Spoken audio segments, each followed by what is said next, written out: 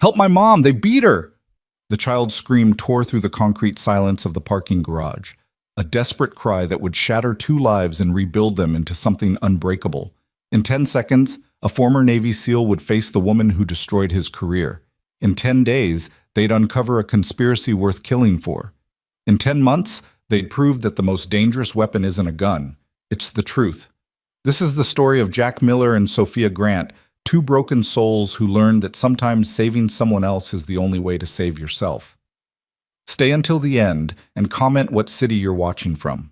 I want to see how far this story travels. The fluorescent lights in the underground parking garage of Grant Tech headquarters flickered with a nervous rhythm, casting dancing shadows across oil-stained concrete. It was 8:47 p.m. on a Thursday in September, and the building above hummed with the quiet ambition of a company that never truly slept. Executive assistants finished reports. Engineers debugged code. Security guards made their rounds. Life continued in its ordinary, predictable patterns. Until it didn't. "Help! Somebody help us!" The voice was small, young, terrified, the kind of sound that bypasses rational thought and strikes directly at the human instinct to protect. "Help my mom! They beat my mom!" Jack Miller heard the scream from 50 feet away, near the service elevator where he'd been replacing a faulty hydraulic pump. His hands stilled on the wrench he'd been turning. For most people, the natural response would be to look around first, assess the situation, maybe call security. For Jack, there was no hesitation. His toolbox hit the concrete floor with a metallic crash that echoed through the garage like a starter pistol. He moved. Years of training overrode conscious thought. His body remembered what his mind sometimes tried to forget. The weight of combat gear, the sand of distant deserts, the adrenaline-sharp focus of life or death decisions made in fractions of seconds. Jack Miller was 42 years old, 6'2", with the lean, coiled strength of someone who maintained discipline long after leaving the service. His hands were calloused from honest work, his hair flecked with premature gray, his face marked with the kind of lines that came from squinting into hostile suns and harder truths.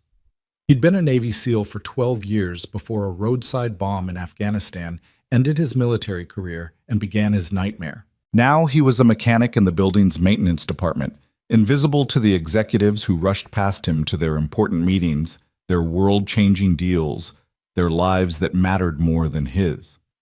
But tonight, none of that mattered. Jack rounded the corner between two rows of parked cars and took in the scene with tactical precision.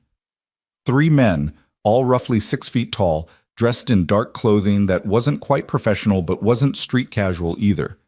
Hired muscle, he assessed immediately. The kind of men who got paid to intimidate, to hurt, to send messages written in bruises and fear. They surrounded a woman who was on her knees, blood streaming from a cut above her left eye. One man gripped her arm, twisting it at an angle that made Jack's jaw clench. Another stood with his fist raised, preparing for another blow. The third man was turning toward the source of the crying. A little girl, maybe 7 years old, with dark curls and tear-streaked cheeks, who stood frozen 10 feet away, one hand reaching toward her mother, the other pressed against her mouth, as if she could somehow take back the scream that had escaped. Jack's eyes flicked to the woman's face, and something cold dropped through his chest. Sophia Grant. Even beaten and bleeding, even on her knees in a parking garage, she was unmistakable. Sophia Grant, founder and CEO of Grant Tech, one of the fastest-growing technology companies in the nation. Sophia Grant, whose face graced the covers of business magazines with headlines like "The Woman Rebuilding American Innovation" and "From Startup to Empire, the Sophia Grant Story." Sophia Grant, who had fired him 2 years ago. The recognition took a half second, maybe less, then training took over. "Step away from her, now." Jack's voice was quiet, conversational almost, but it carried the weight of absolute authority. He'd learned in the SEALs that the most dangerous men rarely shouted. The three men turned. The one holding Sophia's arm sneered, revealing a gold front tooth. "This doesn't concern you, old man. Keep walking unless you want what she's getting." Jack didn't respond with words. He simply moved forward, his gait unhurried but purposeful, closing the distance between them with the inevitability of a tide. "I said step away." Still quiet. still calm. Goldtooth released Sophia and took a step toward Jack, cracking his knuckles. You got a hearing problem? I'll fix that for... He never finished the sentence. Jack's right hand shot out, seized Goldtooth's wrist, and twisted with surgical precision. The snap of breaking bone echoed through the garage. Before Goldtooth could even process the pain, Jack drove his knee into the man's solar plexus, folding him like a puppet with cut strings. 2 seconds. 1, down. The second man, taller and heavier than the first, rushed forward with a wild haymaker. Jack ducked under it, stepped inside the man's reach, and delivered 3 rapid strikes, one to the liver, one to the floating ribs, one to the side of the knee. The man crashed into a parked BMW, setting off its alarm in a cacophony of sound that seemed to come from another world. 4 seconds. 2 down. The third man was smarter or more cowardly. He pulled a knife, a wicked-looking blade that caught the fluorescent light. I'll gut you, old man. Jack moved before the threat was finished. He sidestepped the knife thrust, caught the man's wrist, and used his own momentum to drive him face first into a concrete support pillar. The knife clattered across the floor. The man slid down the pillar, leaving a smear of blood on the concrete. 10 seconds. All 3 down. Jack stood over them, breathing steady, his hands relaxed at his sides. The entire confrontation had lasted less time than it took to reheat coffee in a microwave. He looked at the men, assessing threats. Goldtooth was writhing, clutching his wrist. The heavy one was gasping for breath. The knife wielder was unconscious or close to it. None of them would be getting up anytime soon. Jack turned to the woman on the ground. Sophia Grant was staring at him with wide eyes, her hand pressed against the cut above her eyebrow. Blood seeped through her fingers, but Jack could tell immediately that the wound wasn't life-threatening. Head wounds bled dramatically, but this one was shallow. Emma, Sophia gasped, turning toward her daughter. Emma, sweetie. The little girl ran to her mother, throwing her arms around her neck with the fierce desperation of a child who'd been certain she was about to become an orphan. Sophia held her with her free arm, whispering words of comfort, even as her own body shook with shock. Jack knelt beside them, his movements slow and deliberate, non-threatening. I need to look at that cut, ma'am. The bleeding needs to stop. Sophia turned to him, and this time her eyes focused, truly seeing him for the first time. He watched recognition dawn across her face, confusion first, then shock, then something that might have been shame or fear, or both. You, she whispered. Yeah, Jack said quietly. Me. For a moment, neither of them moved. The past hung between them like a physical barrier, 2 years of anger and injustice and paths that were never supposed to cross again. But then Emma whimpered, and Sophia's hand trembled against her wound, and Jack remembered something more important than grudges. He'd been a medic in his SEAL team. Combat medicine was branded into his muscle memory the same way tactical movement was. He pulled off his gray work shirt, leaving him in a white undershirt, and tore the fabric into strips with hands that didn't shake. I'm going to put pressure on this, he said, his voice shifting into the calm, authoritative tone he'd used countless times in field hospitals and transport choppers. It's going to hurt, but I need you to hold still. Sophia nodded, pulling her hand away. The cut was about 2 inches long, just above her left eyebrow, probably from a ring on someone's fist. Jack pressed the folded cloth against it, applying firm pressure. Sophia flinched but didn't pull away. Emma, Jack said, making eye contact with the terrified child. Your mom is going to be okay. This looks worse than it is. Head cuts bleed a lot, but this one isn't deep. She's going to be fine. Emma nodded, her eyes huge in her pale face. She was clutching her mother's hand so tightly her knuckles were white. What's your favorite color? Jack asked the girl, still maintaining pressure on Sophia's wound. What? Emma's voice was small, confused. Your favorite color, I need to know. Purple, Emma whispered. Purple's a great color. You know what? My daughter's favorite color is purple too. Her name's Lena. She's 8. How old are you? 7. Emma's breathing was starting to slow, the distraction working. 7's a good age. Lena says 7 was her best year because that's when she learned to ride a bike. Can you ride a bike? Yes. A tiny bit of pride crept into Emma's voice. That's excellent. That means you're brave. And brave girls help their moms, right? Emma nodded. Good. I need you to hold this flashlight. Jack pulled a small LED flashlight from his belt and handed it to Emma. Point it right here at your mom's forehead. Can you do that? Emma took the flashlight with trembling hands and aimed the beam where Jack indicated. The simple task gave her something to focus on besides fear. Jack lifted the cloth slightly, checking the wound. The bleeding had slowed to a seep. You need stitches, he told Sophia, but the bleeding's under control. We need to call... No police. Sophia's voice was sharp, urgent. No hospitals. Not yet. Jack's eyes narrowed. Ma'am, you were just assaulted. You need medical attention and... I know what I need, Sophia interrupted, her CEO voice emerging despite the blood and fear. And I know what calling the police right now would mean. Please, just help me get to my car. I have a private physician I can call. Jack studied her face, reading the desperation there, the calculation, the fear that ran deeper than physical injury. Something about this attack wasn't random. Sophia Grant knew something, suspected something, that made official channels dangerous. Against his better judgment, Jack nodded. All right, but if you pass out or show signs of concussion, that decision gets overridden. Understood? Understood. Jack helped Sophia to her feet, steadying her when she swayed. She was shorter than he'd expected, maybe 5'6", and despite her reputation as a titan of industry, she seemed almost fragile in this moment. Almost, but not quite. There was steel in the way she straightened her spine, in the way she kept one arm around Emma even as she fought dizziness. Behind them, Goldtooth was trying to crawl toward the exit. Jack put his boot on the man's shoulder, not hard enough to cause damage, but firm enough to make a point.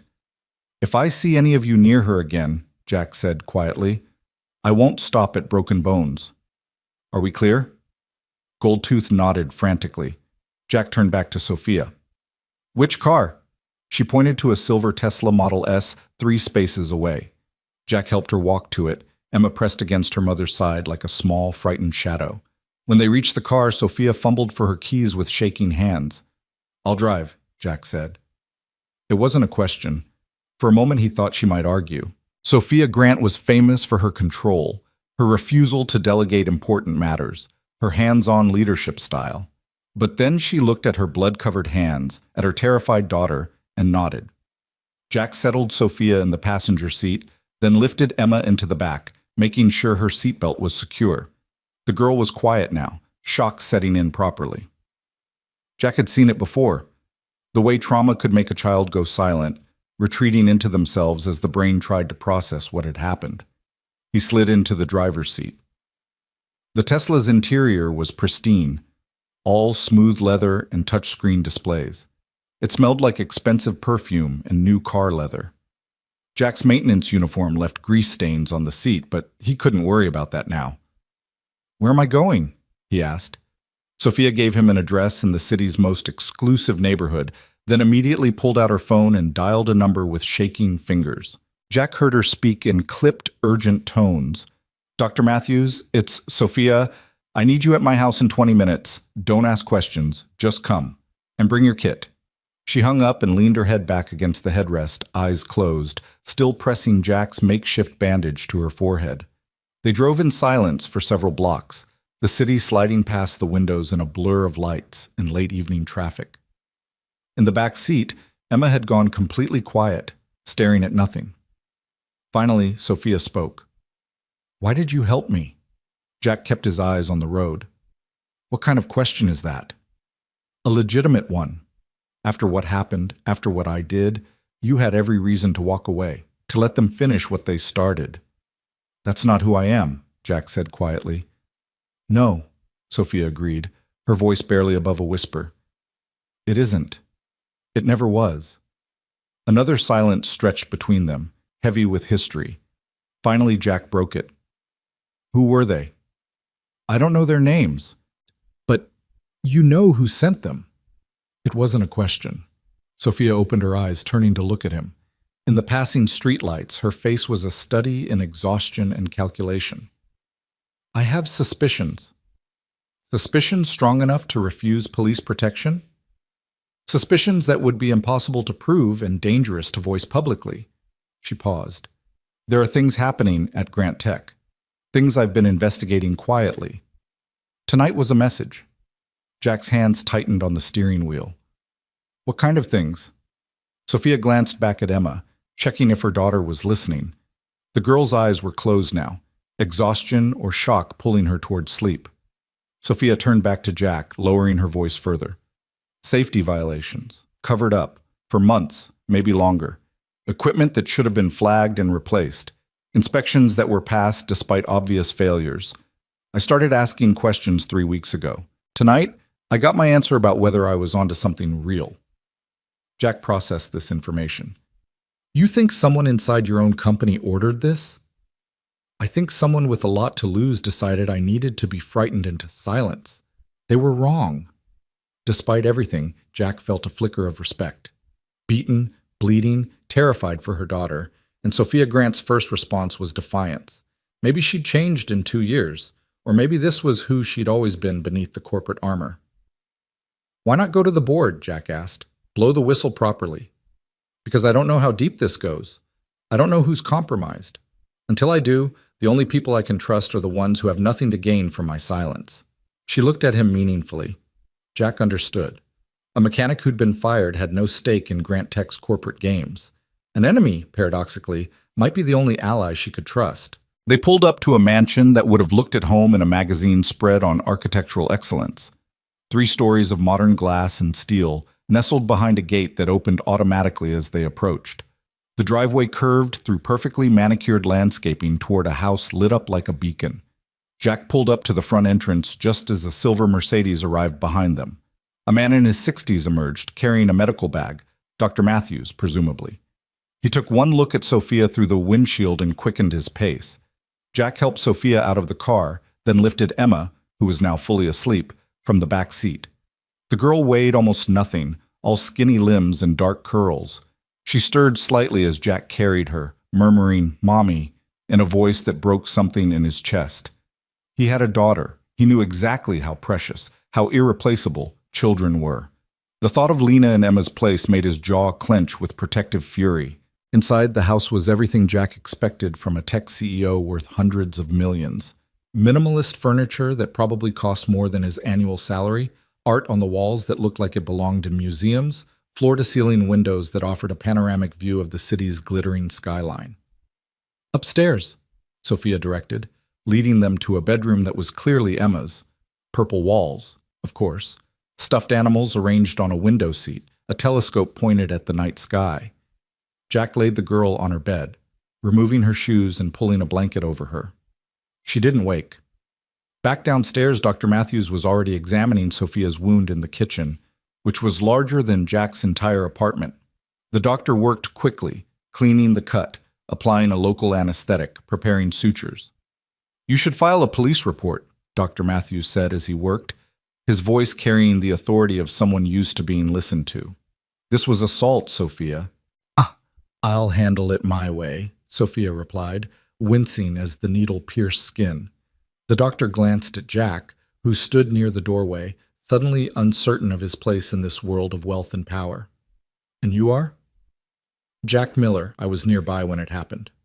"Nearby and extremely well trained," Dr. Matthews observed, tying off a stitch. "Military?" "Was. Long time ago." "Not that long," the doctor said, studying Jack's bearing, the way he stood, the alertness in his eyes. "Thank you for helping her.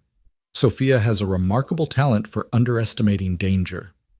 "I'm right here, Alan," Sophia said dryly. "Yes, and you're here instead of in an emergency room because you're stubborn." Dr. Matthews finished the last stitch and applied a small bandage. 7 stitches. Keep it clean and dry. I want to see you in 3 days to check for infection. And Sophia, his voice turned serious. Whoever did this meant business. The angle of this cut suggests they were aiming for your temple. If they'd connected properly, we wouldn't be having this conversation. Sophia's face went pale. "I understand. I hope you do." Dr. Matthews packed his supplies, then gripped Sophia's shoulder gently. "Whatever you're involved in, be careful. You have a daughter who needs you." After the doctor left, silence filled the enormous kitchen. Sophia sat at the marble island, staring at her reflection in the polished surface. Jack remained standing, aware that he was dripping hydraulic oil onto flooring that probably cost more per square foot than his monthly rent. "I should go," he said finally. "Jack?" Sophia's voice stopped him. "Sit down, please." He hesitated, then pulled out one of the bar stools across from her. This close, under the bright kitchen lights, he could see how exhausted she looked. Shadows under her eyes that spoke of sleepless nights that predated tonight's attack, worry lines that fame and success hadn't prevented. "2 years ago," Sophia began, her voice carefully neutral, "you were working as a safety supervisor in our manufacturing division. A night shift worker, Michael Chen, collapsed due to fumes from a malfunctioning ventilation system. Instead of waiting for emergency services, you carried him out and performed CPR in the parking lot. You saved his life." Jack said nothing. He remembered. He remembered everything about that night. Protocol dictated that the area should have been sealed and evaluated before anyone entered without protective equipment, Sophia continued. "You violated that protocol. You also violated the policy against rendering medical aid without authorization from on-site medical staff, who arrived 3 minutes after you began CPR. He would have been dead in 3 minutes, Jack said quietly. "I know." Sophia met his eyes. "That's what you said at the termination hearing, that you didn't follow rules when someone was dying. That protocols were written by lawyers to protect the company, not the workers. That if I wanted to fire you for saving a man's life, you'd accept it, but you wouldn't apologize." "I remember what I said." "I fired you anyway." Sophia's voice cracked slightly. "I sat in my office and signed the paperwork that ended your employment because our legal team said you'd created liability, because our insurance carrier said your actions opened us to lawsuits, because I was more concerned with protecting the company than honoring what was right." Jack leaned back slightly.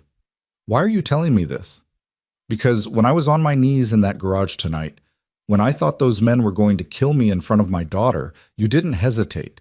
You didn't think about liability or protocol or revenge. You just acted, the same way you acted for Michael Chen." Sophia's hands were shaking again. "I've thought about you every day for 2 years, Jack. About the man I punished for having more courage and integrity than I did. About how I chose corporate policy over human decency. About how I became exactly the kind of leader I swore I'd never be." "You were trying to protect your company," Jack said. "I understood that, even if I hated it." "I was trying to protect my image," Sophia corrected. "There's a difference. Grant Tech was in the middle of a major acquisition deal. The slightest controversy could have derailed it. So I sacrificed you to keep everything smooth and profitable." She laughed bitterly. "The irony is that by choosing short-term stability over doing what was right, I created exactly the kind of corporate culture that led to tonight. A culture where people cover up problems instead of fixing them, where profit matters more than safety, where nobody speaks up because they've watched what happens to people who do." Jack studied her face, looking for deception, for manipulation. He'd learned in the military to read people, to spot the difference between genuine emotion and tactical performance. What he saw in Sophia Grant's eyes was real: shame, regret, and something that looked like determination. "What exactly is happening at Grant Tech?" he asked. Sophia took a deep breath. "About a month ago, I was reviewing incident reports, something I do quarterly, usually just a formality.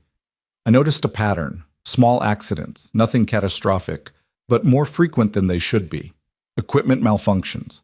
Workers reporting symptoms of exposure to chemicals that shouldn't have been in our facilities.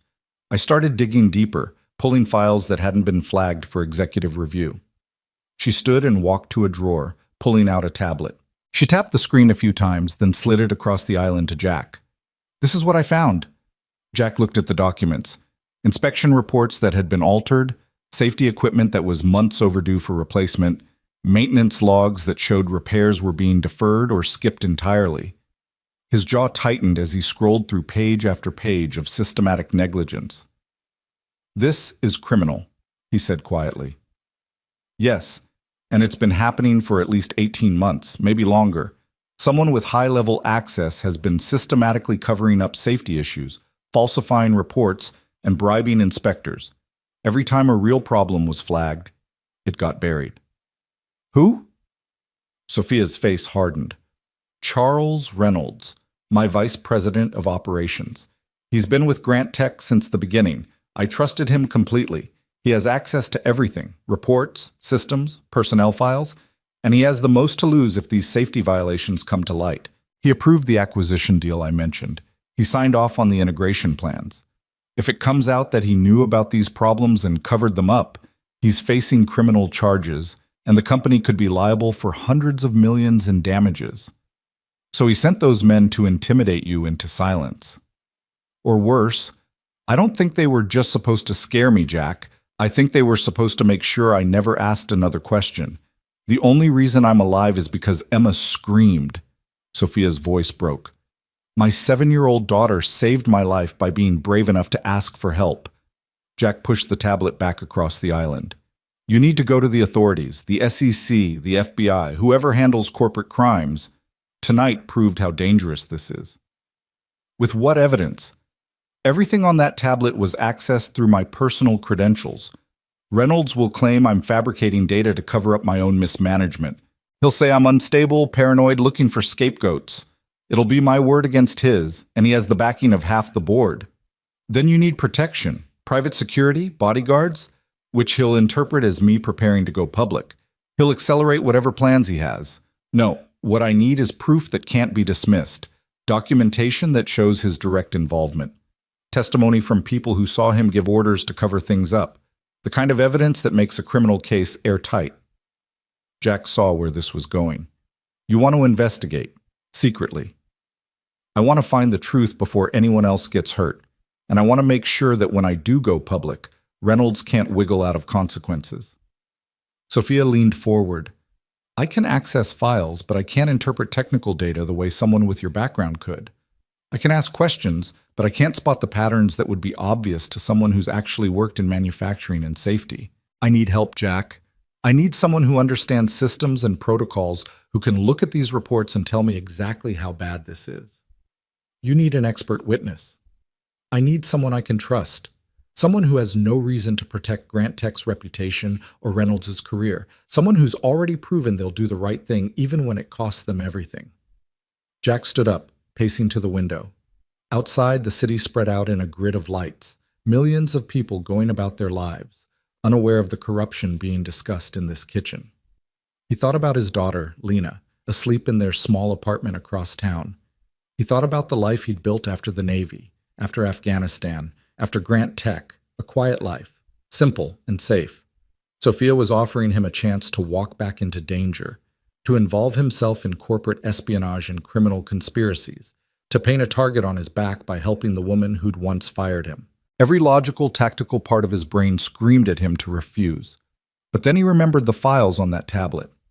He remembered Michael Chen, blue-faced and dying because a ventilation system had been allowed to fail. He remembered tonight a 7-year-old girl screaming for her mother's life in a parking garage. He remembered who he'd been once, who he'd sworn to be when he raised his right hand and took an oath to protect people. I have a daughter, Jack said quietly, still looking out the window. She's 8. Her mother died 3 years ago, cancer. Lena is everything to me. Everything I survived Afghanistan for, everything I work for. If I do this, if I help you, I need your word that she stays safe, that whatever happens, she's protected. You have my word, Sophia said immediately. I'll put her in the same security detail I'm arranging for Emma, the best protection money can buy. Jack turned to face her. I don't want your money. I want your promise, as one parent to another, that you'll make sure my daughter is safe, that if this goes wrong, if something happens to me, you'll take care of her. Sophia stood walking around the island to stand before him.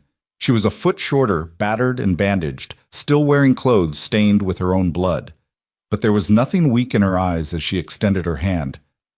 I promise you, Jack Miller, on everything I have and everything I am, that your daughter will be protected. If you help me expose what's happening at Grant Tech, if you help me stop Reynolds before more people get hurt, I will make sure Lena is safe. You have my word as a mother. Jack looked at her hand for a long moment. 2 years ago, this woman had ended his career. Tonight, she was asking him to risk his life. It was insane, reckless, dangerous. He shook her hand. Then I'm in. Sophia's grip was surprisingly strong. Thank you. Don't thank me yet. When this is over, when Reynolds is in handcuffs and the truth is public, then you can thank me. Until then, we're just two people trying to do the right thing for once. That's more than most people manage, Sophia said quietly. Jack nodded toward the tablet. I'll need copies of everything, every file, every report, every document you've found. I'll go through them tonight, identify the worst violations, and figure out what additional evidence we need. I'll send everything to a secure email address. Give me a number I can reach you at. Jack rattled off his cell number, then hesitated. One more thing. If we're doing this, if we're going after Reynolds, we do it smart. No heroics, no unnecessary risks. We gather evidence, we build an airtight case, and we let the authorities handle the arrest. I'm not a vigilante, and neither are you. Understood? Understood. Good.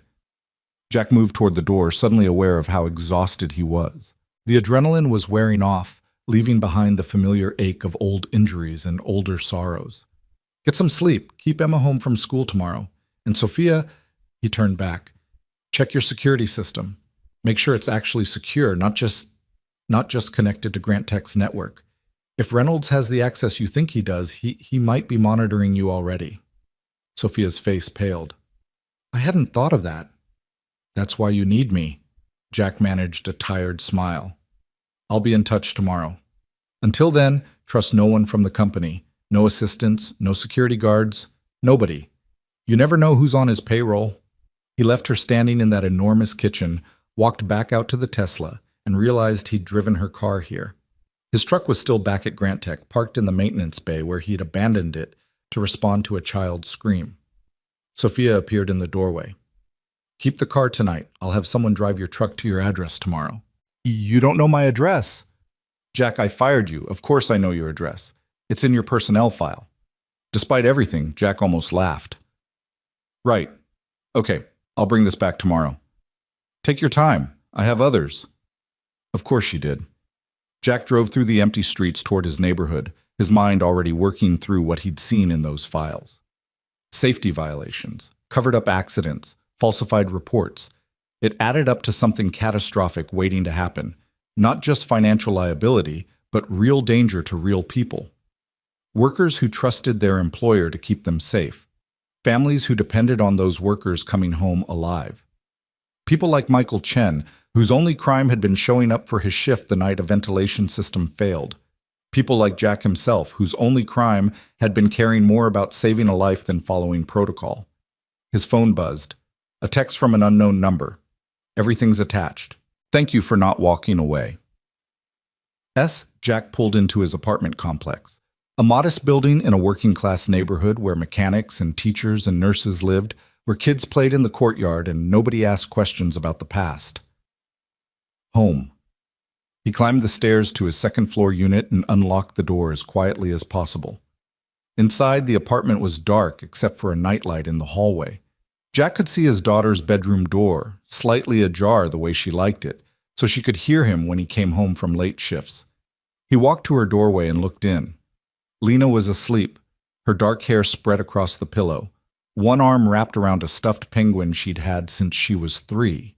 She looked peaceful, safe, innocent of the darkness that existed in the world. Jack had lost his wife to cancer. He'd lost his career to corporate bureaucracy. He'd nearly lost his life in Afghanistan. But he'd never lost his daughter, and he never would. If helping Sophia Grant meant Lena stayed safe, if exposing Charles Reynolds meant other daughters wouldn't lose their parents to preventable accidents, then the choice was already made. He closed Lena's door gently and walked to his laptop. The files from Sophia were already there, dozens of documents that told a story of systematic corruption and deliberate endangerment. Jack opened the first file and began to read. Outside, the city slept. Inside, a former Navy SEAL and a tech CEO had just declared war on a man who'd already proven he was willing to kill. The question wasn't whether things would get worse. The question was how many people would survive when they did. Jack read until dawn, taking notes, cross-referencing reports, building a timeline of negligence that made his hands shake with suppressed rage. By the time sunlight crept through his window, he understood 3 things with absolute certainty. First, Charles Reynolds wasn't just covering up safety violations. He was actively creating them, cutting maintenance budgets and deferring repairs to boost short-term profits and his own bonuses. Second, at least 4 workers had died in the past 18 months due to equipment failures that Reynolds had known about and ignored. 4 families destroyed, 4 preventable deaths. Third, there was another incident coming.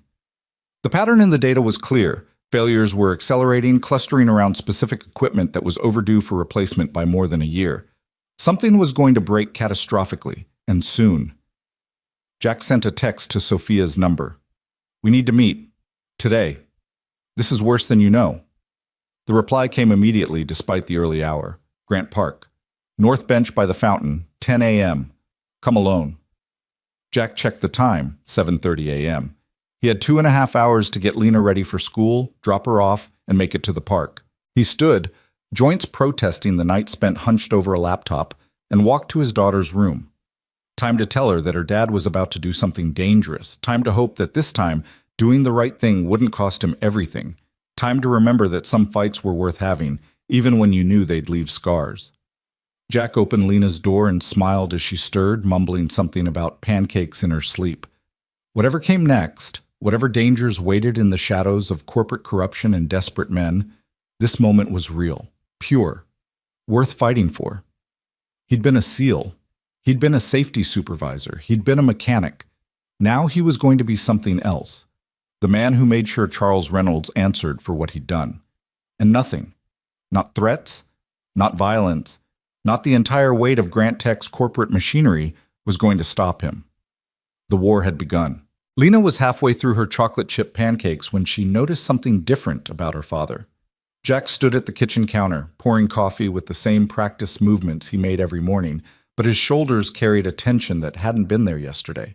His eyes kept drifting to the window, scanning the parking lot below with the alertness she recognized from the stories he sometimes told about his time in the Navy. "Dad?" Lena set down her fork, maple syrup dripping from the bite she'd been about to take. "Are you okay?" Jack turned, and the smile he gave her was genuine but weighted with something she couldn't quite name. He walked over and sat down across from her, his coffee mug warming his hands. "I'm fine, sweetheart. Just thinking about work." "You always think about work." Lena studied his face with the peculiar insight that children sometimes possess, the ability to sense when adults are editing the truth. "But this is different. You look like you did when Mrs. Patterson's cat got stuck in the tree and you had to climb up to get it. Worried, but also kind of excited." Jack laughed despite himself. "You're too smart for 8 years old, you know that?" "That's what Mr. Henderson says in math class." Lena took another bite of pancake, still watching him. "Are you in trouble?" "No, baby, I'm not in trouble." Jack reached across the table and took her hand, noting how small it seemed in his calloused palm. "But I need to talk to you about something important." Lena's eyes widened slightly. In her experience, conversations that started this way led to either very good news or very bad news, with no middle ground. "Okay. You remember last night when I came home late? I helped someone who was in danger, a woman and her little girl. They were being hurt by some bad men, and I stopped it." "Like a superhero?" Lena's face brightened. "Not quite. More like being in the right place at the right time and knowing what to do." Jack squeezed her hand gently. "The thing is, the woman I helped needs more assistance. She's trying to fix something wrong at her company, and she asked me to help her. It's the right thing to do, but it might be a little dangerous." Lena's brightness dimmed. "How dangerous?" "I don't know yet. Probably not very, but I wanted you to know because for the next few weeks, there might be some changes. I might work different hours. There might be some extra security around our building just to be safe. And I need you to promise me something." "What?" "If anyone you don't know tries to talk to you, at school, at the park, anywhere, you don't talk to them. You find a teacher or another trusted adult immediately. And if anyone asks you questions about me or where I am or what I'm doing, you tell them you don't know and then you call me right away. Can you do that?" Lena's face had gone serious, the childish excitement replaced by something older, wiser. She'd lost her mother at 5 years old. She understood, better than most children her age, that the world could be unpredictably cruel.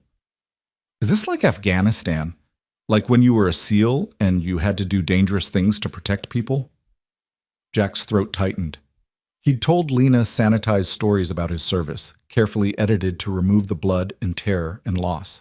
But she'd filled in some of the blanks herself, the way children do, constructing an understanding from overheard conversations and unguarded moments. A little bit like that, he admitted. But I'm not in the military anymore. I'm just helping someone do the right thing.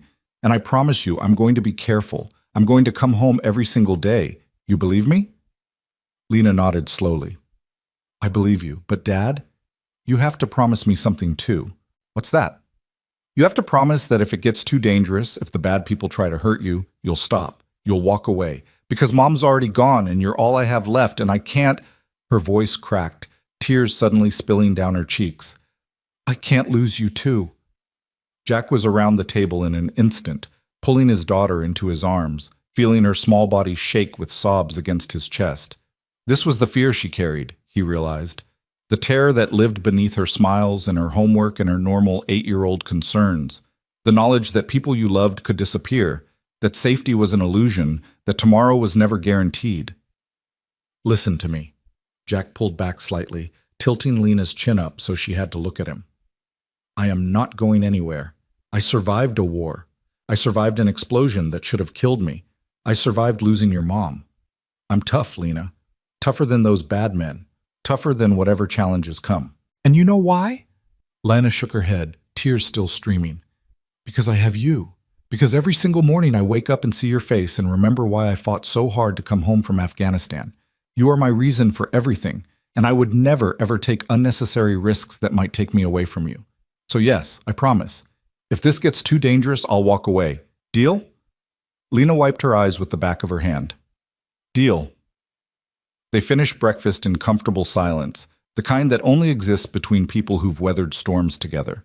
Jack cleaned the dishes while Lena packed her backpack, and by the time they walked to his truck, she'd recovered her usual cheerfulness, chattering about a science project on solar systems and her friend Madison's upcoming birthday party. Jack dropped her at school, watching until she disappeared through the doors, then checked his mirrors for the third time. No suspicious vehicles. No one obviously watching. But Charles Reynolds was smart and well-funded. If he wanted Jack followed, it would be subtle.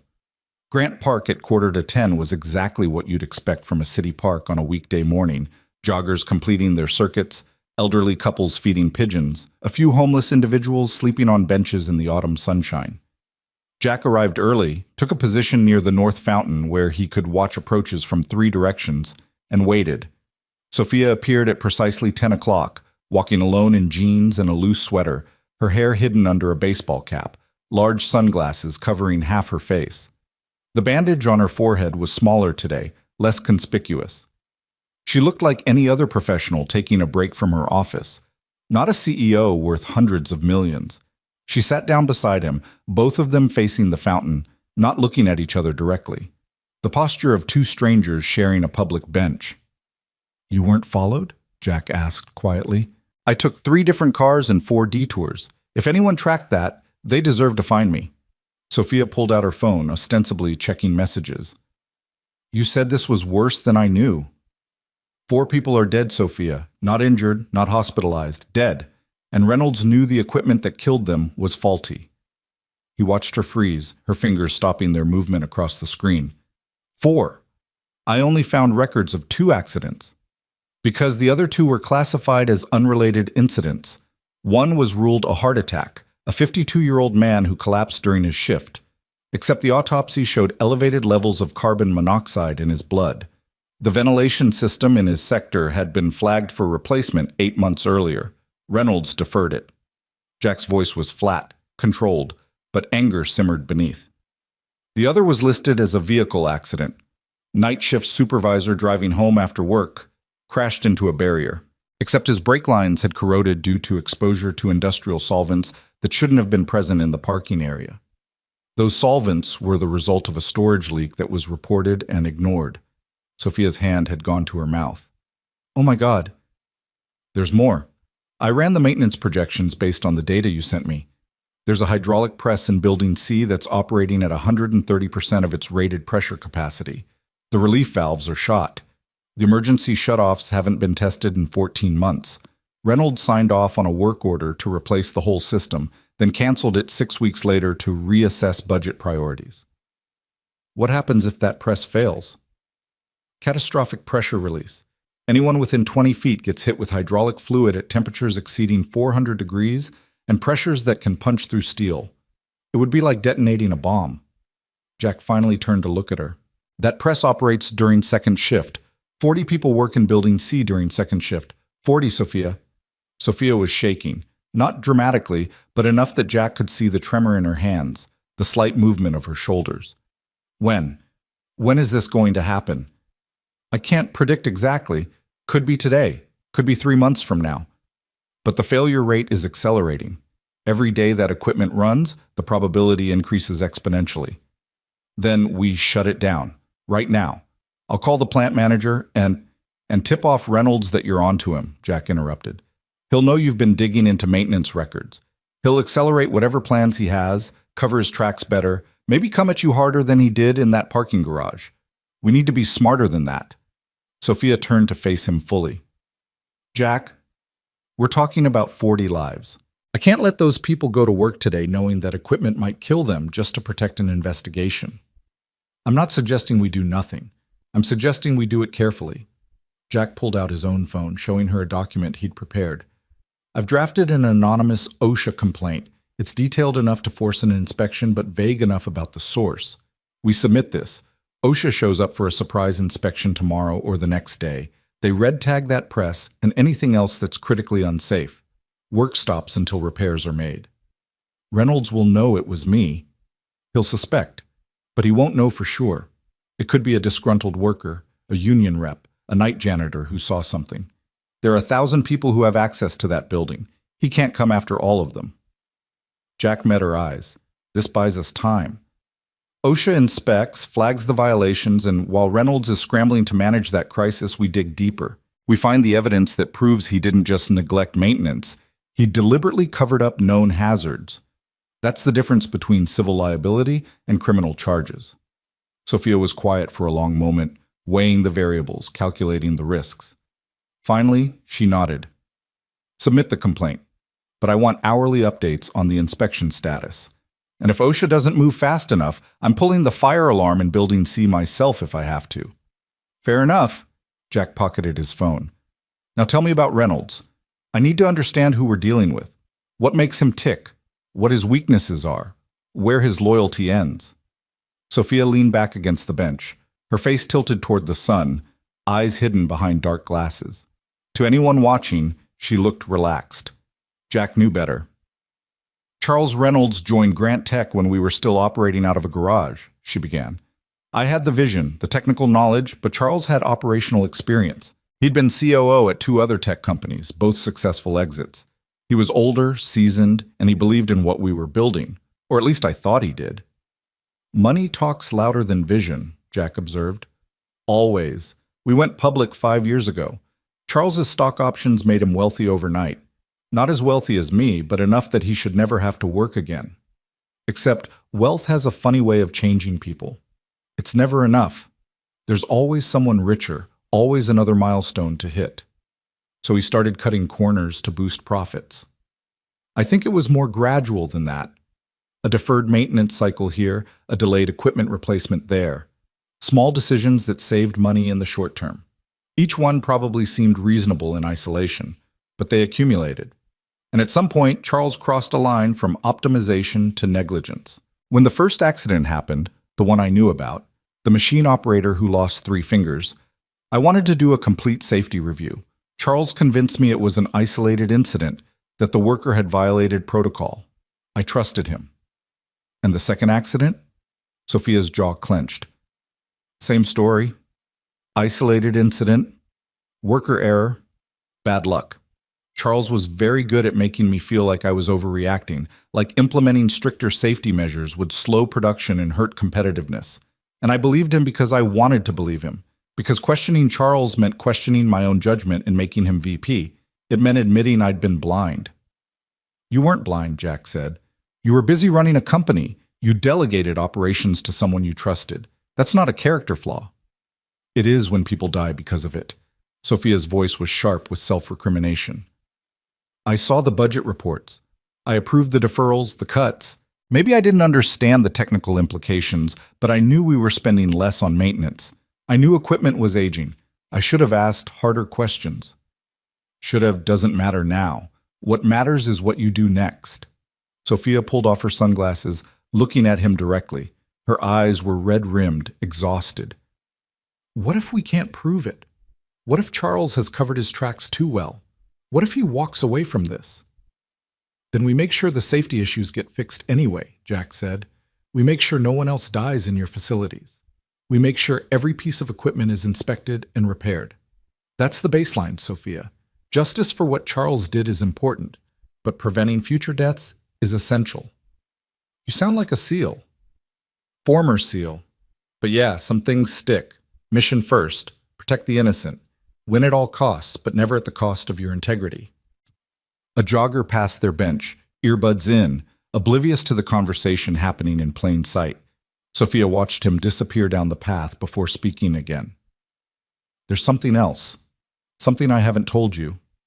Jack waited. 2 weeks ago, I received an email, unsigned, sent from a burner account. It said, "Stop asking questions or your daughter pays the price." I thought it was spam, some random threat from an internet troll. But now you realize it was from Reynolds. From him or from someone working for him, which means he's been watching me longer than I thought. Which means Emma's already a target. Jack's hands tightened into fists. Threatening children was a line that, once crossed, removed all restraint, all mercy. Where's Emma now? Private school, 24-hour security, gated campus. I told them this morning that no one picks her up except me, regardless of what authorization they might have. But I can't keep her there forever. Eventually, she has to come home. Then we make your home fortress. Jack was already thinking tactically, evaluating sight lines and entry points and defensive positions. I'll come by tonight, assess your security, make recommendations. You're going to need cameras, reinforced locks, maybe a safe room, and you need a protection detail, professionals, not rent-a-cops. I already called a security company this morning. They're sending someone this afternoon. Good. I'll vet them. And Sophia? Jack's voice dropped.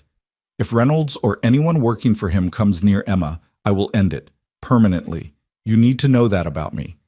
I don't make threats and I don't bluff. Children are off limits, always.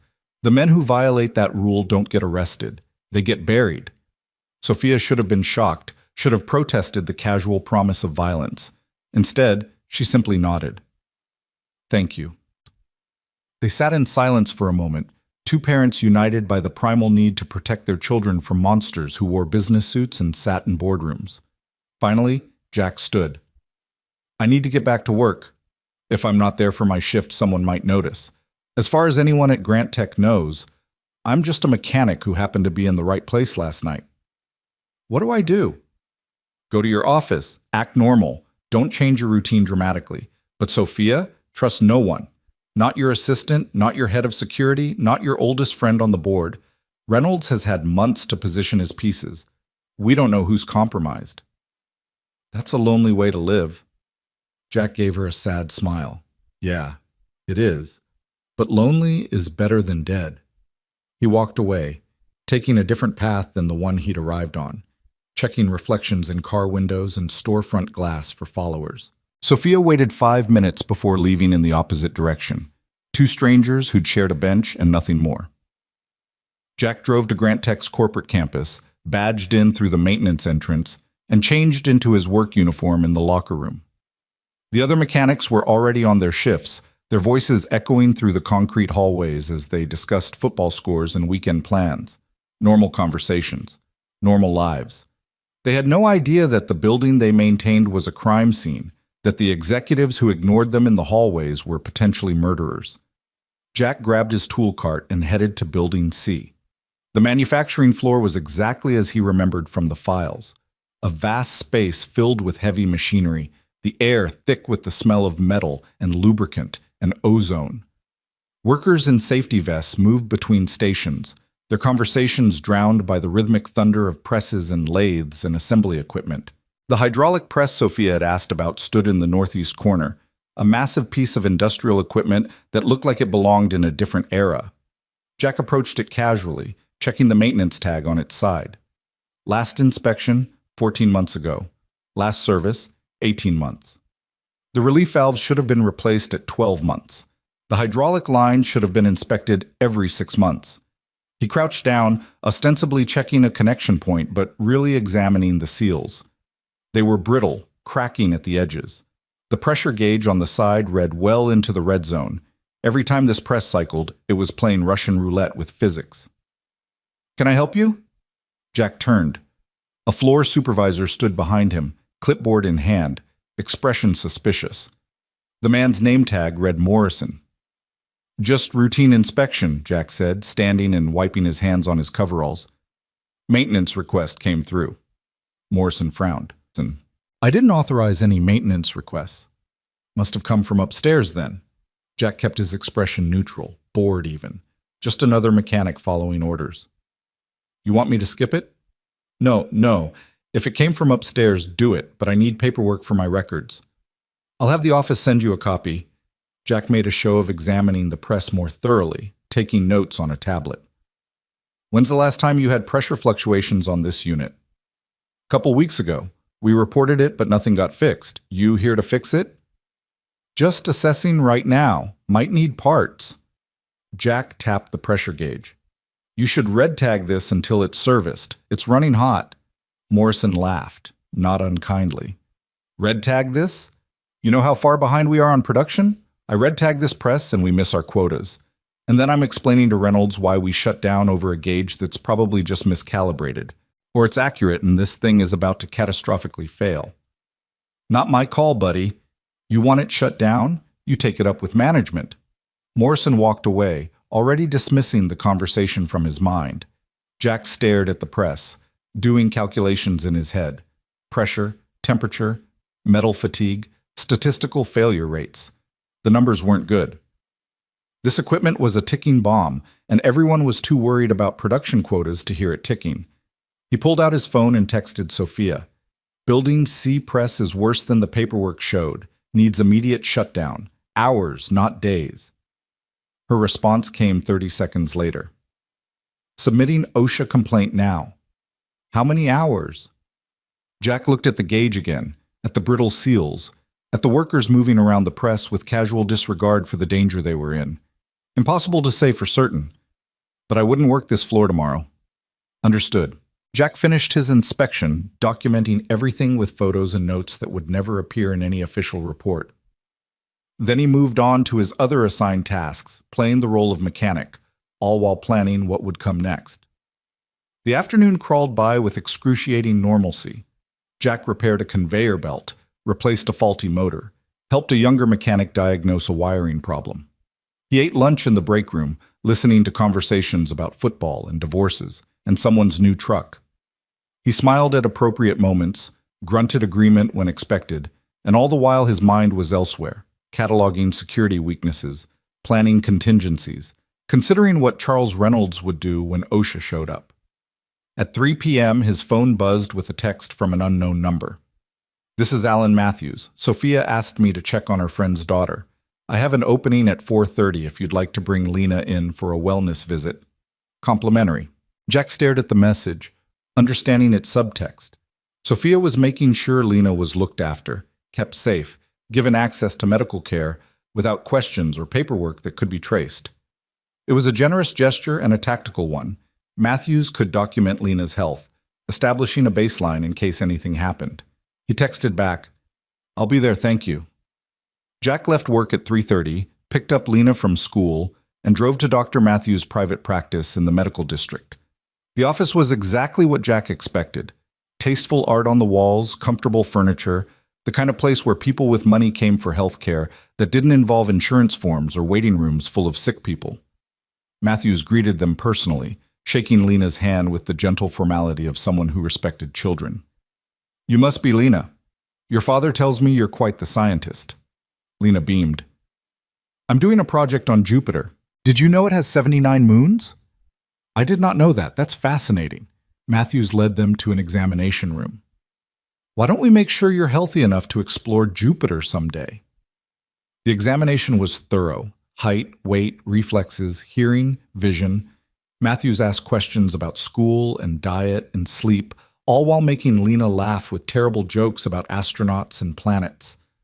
Jack watched, grateful for this small kindness, this moment of normalcy in a situation that was anything but normal.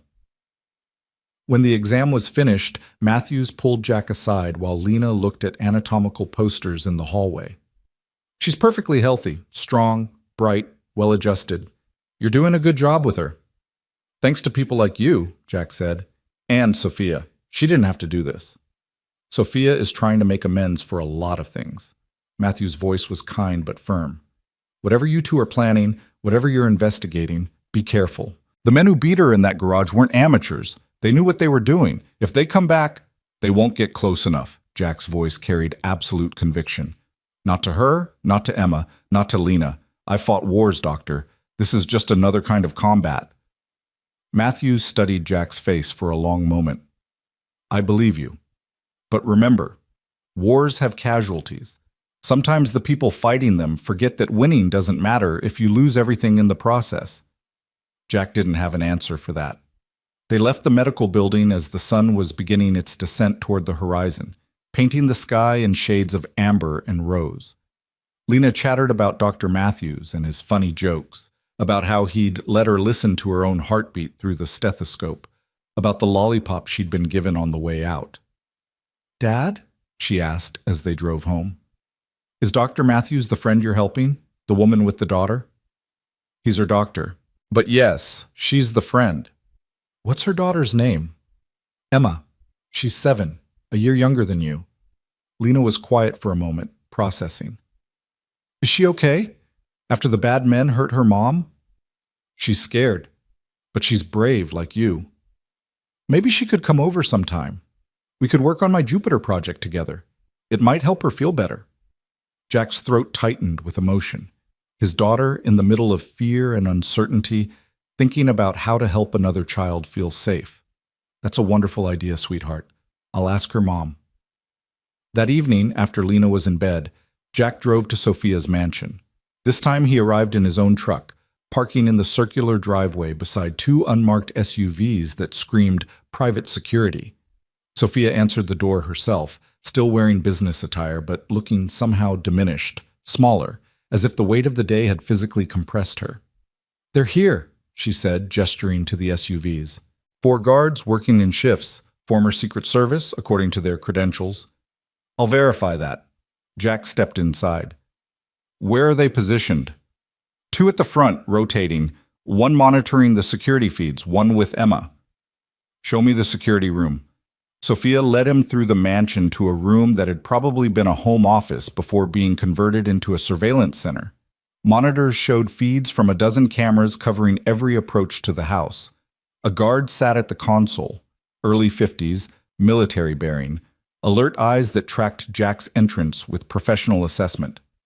This is Jack Miller, Sophia introduced. He's helping me with security evaluation. The guard stood, extending a hand. Marcus Chen, you're the one from the parking garage. Jack shook his hand, noting the strength in the grip, the calluses that spoke of regular weapons training. That's right. Good work. Those men won't be walking straight for a while. Chen's voice carried approval. You have a military background?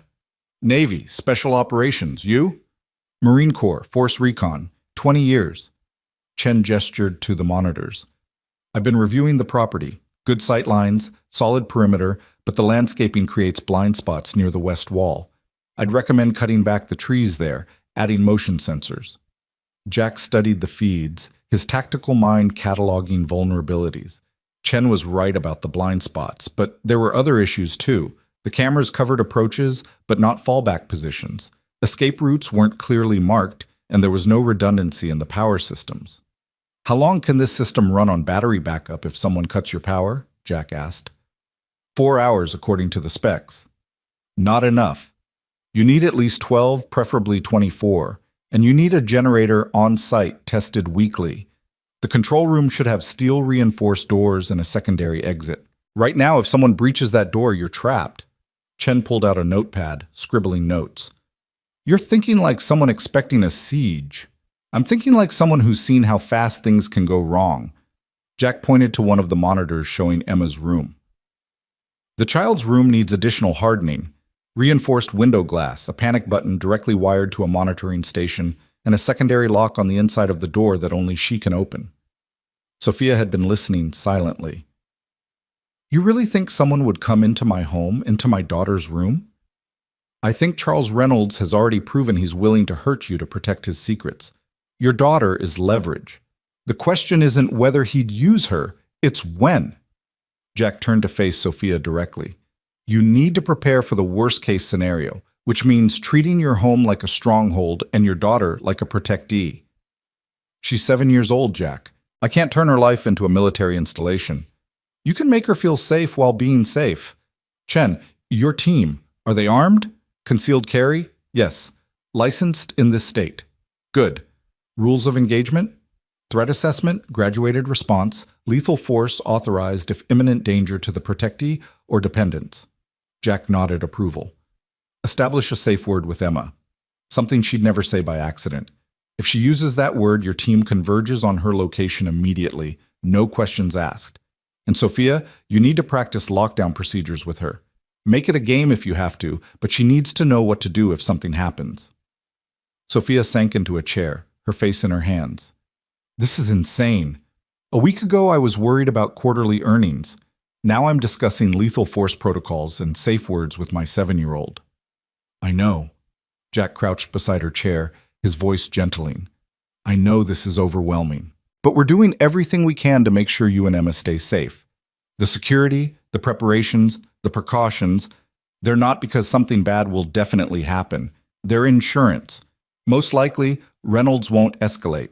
Most likely, OSHA will find the violations, force repairs, and he'll be too busy managing that crisis to come after you. But if he does, we'll be ready. Sophia lifted her head, and Jack saw the steel returning to her eyes. All right. Whatever needs to be done, do it. Money isn't an issue. Emma's safety is the only thing that matters. Jack spent the next 2 hours walking the property with Chen, identifying weaknesses, recommending improvements, discussing protocols. By the time he finished, he had a list of modifications that would transform Sophia's home from a house into a defensible position. Not perfect, nothing ever was, but better. Survivable. As he was leaving, Emma appeared at the top of the stairs, a stuffed rabbit clutched in her arms. Mr. Jack? Jack looked up. Hey, Emma, you should be in bed. I know. I just wanted to say thank you for helping my mom, for making the bad men go away. Jack climbed a few steps so he wasn't shouting up at her. You're welcome, sweetheart. Your mom is very brave, and so are you. You did exactly the right thing by calling for help. Are you going to keep us safe? The question was asked with the directness of childhood, unencumbered by adult politeness or deflection. Jack could have given her a comforting lie, could have made promises he wasn't certain he could keep. Instead, he told her the truth. I'm going to do everything I possibly can to keep you safe. I have a daughter too, just a little older than you. Her name's Lena. I protect her the way I'm going to protect you. Emma seemed to consider this. Lena is lucky to have you. I'm lucky to have her. Now go to bed. Your mom needs you to be well rested. Emma nodded and padded back toward her room, the rabbit dragging on the floor behind her. Sophia appeared in the doorway of her study, having witnessed the exchange. She likes you. She's a good kid. Brave, like her mom. Jack, if this goes wrong, if Reynolds comes after me again and I don't... Sophia's voice cracked. Promise me you'll make sure Emma's okay, that she goes to good people, that she's taken care of. Nothing's going to happen to you. Promise me anyway. Jack looked at this woman who'd once fired him, who'd punished him for doing the right thing, who was now risking everything to fix the corruption she'd unknowingly enabled. He saw past the CEO, past the public figure, and saw only a mother terrified for her child. I promise. On my daughter's life, I promise you that Emma will be safe. Sophia's eyes filled with tears she refused to let fall. Thank you. Jack left, driving through the quiet streets toward his own apartment, his own daughter, his own small piece of safety in a world that seemed increasingly unstable. Tomorrow, OSHA would arrive at Grant Tech. Tomorrow, the investigation would become official. Tomorrow, Charles Reynolds would realize that someone was coming for him. The war wasn't coming. It was already here, and Jack had just sworn an oath he'd die before breaking. The OSHA inspectors arrived at Grant Tech at 7:42 a.m., 3 of them in an unmarked sedan, carrying clipboards and portable testing equipment. Jack watched from the maintenance bay as they badged in through the main entrance, their arrival triggering an immediate ripple of panic through the administrative floors. Within minutes, executives were scrambling, phone calls were being made, and Charles Reynolds himself appeared in the lobby, his face a careful mask of professional cooperation that didn't quite hide the fury in his eyes. Jack kept his head down, focusing on the air compressor he was supposedly repairing, but his attention was entirely on the scene unfolding across the campus. He'd positioned himself with a clear view of Building C, watching as the inspectors made their way toward the manufacturing floor, Reynolds trailing behind them like a predator stalking prey. His phone buzzed. A text from Sophia. "They're here. Reynolds is with them. He looks ready to kill someone." Jack typed back. "Let him guide them. He'll try to control what they see. That's when he'll make mistakes." He watched through the window as the inspection team entered Building C. 15 minutes passed. 20. Then, at the 30-minute mark, Jack saw what he'd been waiting for. 2 of the inspectors emerged with Reynolds, walking quickly toward the administrative building. Their body language was tense, official. One was already on his phone. Jack's phone rang, Sophia's name on the screen. "They red-tagged it," she said without preamble, her voice tight with relief and tension. "The hydraulic press and 3 other pieces of equipment. Building C is shut down until repairs are completed and re-inspected." How did Reynolds react? He's playing concerned executive, full of shock and promises to investigate how this happened. But Jack, the lead inspector, pulled me aside. He said these aren't recent failures. He said someone had to know this equipment was dangerous and chose not to fix it. Did you act surprised? Academy Award level. Sophia paused. They want to interview the maintenance staff. They want records going back 2 years. Good. Let them have everything. The more they dig, the more they'll find. But Sophia, this is when Reynolds gets dangerous. He knows the walls are closing in. He's going to try to control the narrative, and if he can't do that, he's going to try to eliminate the threat. Meaning me. Meaning both of us, once he figures out I'm involved. You need to stay at the office today, surrounded by people. Don't go anywhere alone. Don't meet anyone privately. And tonight, you and Emma stay home with your security team. What are you going to do? My job. Stay visible, stay normal, stay ready. Jack ended the call and returned to his work, but his mind was racing through scenarios and contingencies. The rest of the morning passed in organized chaos. OSHA inspectors moved through the facility like methodical hunters, finding violations in Building C that led them to inspect other buildings, which revealed more problems. By noon, 4 separate manufacturing areas were partially shut down. A dozen pieces of equipment were red-tagged, and a growing crowd of workers stood in the parking lot, sent home with pay while the inspection continued. Jack was in the break room, eating a sandwich that tasted like cardboard, when Morrison found him. The floor supervisor looked 10 years older than he had yesterday, his face gray with stress. "You called them," Morrison said flatly, sliding into the seat across from Jack. "The inspectors. You saw that press yesterday, and you called OSHA." Jack met his gaze steadily. "I don't know what you're talking about." "Don't bullshit me, Miller. I've been doing this job for 15 years. I know when equipment is dangerous. I've been reporting problems for months and getting told to keep production running. Then you show up, you look at that press for 5 minutes, and the next day OSHA arrives?"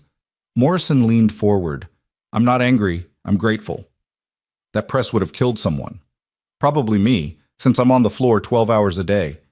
So thank you for having the guts to do what I should have done months ago." Jack considered his response carefully. "If I had made a call like that, it would have been because I saw people in danger and couldn't walk away.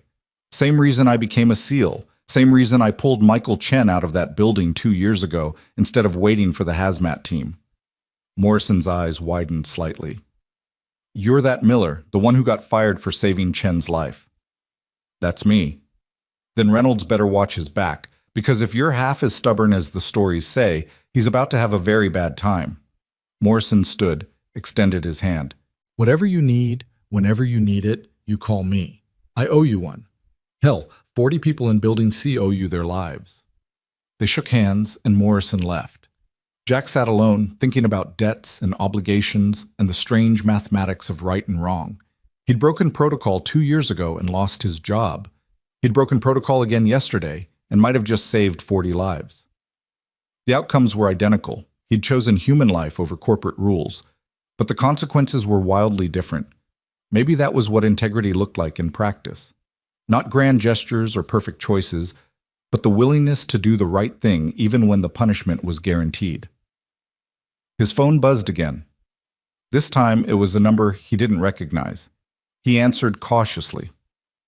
Hello? Mr. Miller? A woman's voice, young, frightened. My name is Jennifer Park. I work in Grant Tech's accounting department.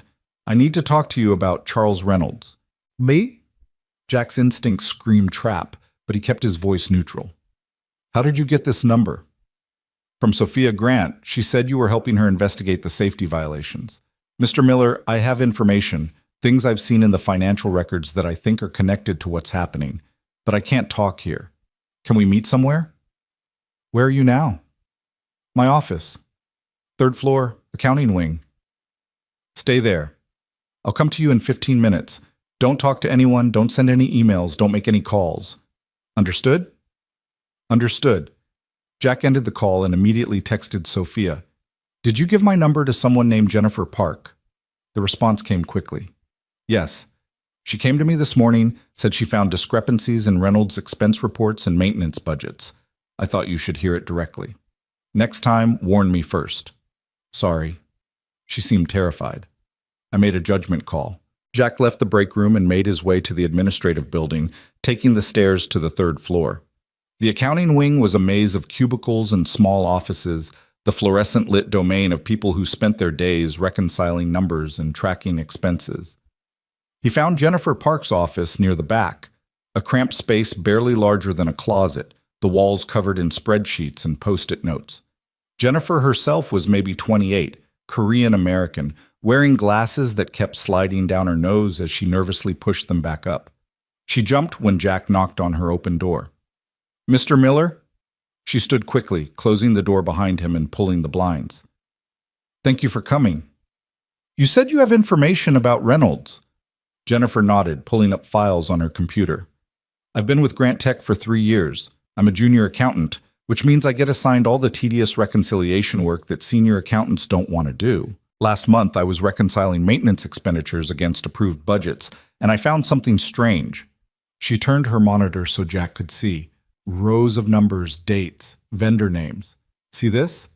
July through September, we budgeted $800,000 for equipment maintenance and replacement, but we only spent $400,000. The other $400,000 was redirected to a discretionary fund controlled by Reynolds. That's not necessarily illegal, Jack said. Executives move money between budget categories all the time. Right, but then I looked at what the discretionary fund was used for. Jennifer pulled up another spreadsheet. Corporate retreats, executive bonuses, consulting fees paid to companies that, when I researched them, don't seem to exist. Mr. Miller, Reynolds has been systematically diverting maintenance funds to pad his own compensation and create slush funds. Jack leaned closer to the screen, his mind putting pieces together. He's been cutting maintenance budgets to increase profit margins, which triggers performance bonuses. Then he's taking the savings and funneling some of it back to himself through fake consulting contracts. Exactly. And it's not just maintenance. He's done the same thing with safety training budgets, equipment inspection schedules, even worker compensation reserves. Jennifer pulled off her glasses, rubbing her eyes. I started tracking it 3 weeks ago. I found almost $2 million that should have been spent on safety and operations but was redirected to Reynolds' slush funds or used to inflate profit numbers. Did you report this to anyone? I tried to report it to my supervisor. He told me I was misunderstanding the accounting and to focus on my assigned work. When I pushed, he said that questioning executive decisions was outside my pay grade. Jennifer's voice shook. Then yesterday, Someone went through my desk. Nothing was taken, but my files were moved. My computer showed login attempts when I wasn't here. Someone knows I'm looking into this. Jack felt cold certainty settle in his gut. You need to get out of this building, right now. What? But, Jennifer, listen to me. Charles Reynolds has already sent men to assault Sophia Grant. He's covered up safety violations that killed 4 people. If he knows you found evidence of embezzlement and fraud, you're a threat. He will eliminate that threat. The color drained from Jennifer's face. Oh my God. Copy everything you have to a flash drive. Not your company laptop, not the network drive, a physical device that leaves this building with you. Then you go home, you pack a bag, and you go stay with family or friends somewhere Reynolds can't find you. I can't just leave. I have work. You have information that could send a powerful man to prison for decades. Work doesn't matter if you're dead. Jack's voice was harsh but necessary. Make the copies now. I'll wait. Jennifer fumbled in her desk drawer, pulling out a flash drive with shaking hands. She plugged it in and started copying files, her fingers flying across the keyboard. This is going to take a few minutes. There are hundreds of documents. Jack moved to the door, checking the hallway through the blinds. Accounting wing was quiet, most people at lunch or in meetings, but he couldn't shake the feeling that they were being watched. The time was running out. How much longer? Almost done. Jennifer froze, staring at her screen. Someone's accessing my computer remotely, right now. They're trying to delete the files I was just copying. Can you stop it? I can log them out, but they'll know I caught them. Jennifer's hands hovered over the keyboard. Mr. Miller, what do I do? Jack made the decision in a split second. Log them out, finish the copy, then we leave immediately. Jennifer's fingers moved, clicking through security protocols. The remote access terminated. The file transfer completed. She ejected the flash drive and handed it to Jack. That's everything. Financial records, vendor contracts, email correspondence, budget reallocation forms. It's all there. Jack pocketed the drive. Let's go. They left Jennifer's office and moved quickly toward the stairwell. Jack's tactical sense screamed warnings. They were exposed, predictable, walking into a potential ambush. But the elevators were worse, too easy to trap, and the stairwell at least offered multiple exit points. They'd made it halfway down the hall when a man emerged from around the corner, tall, professionally dressed, moving with purpose directly toward them.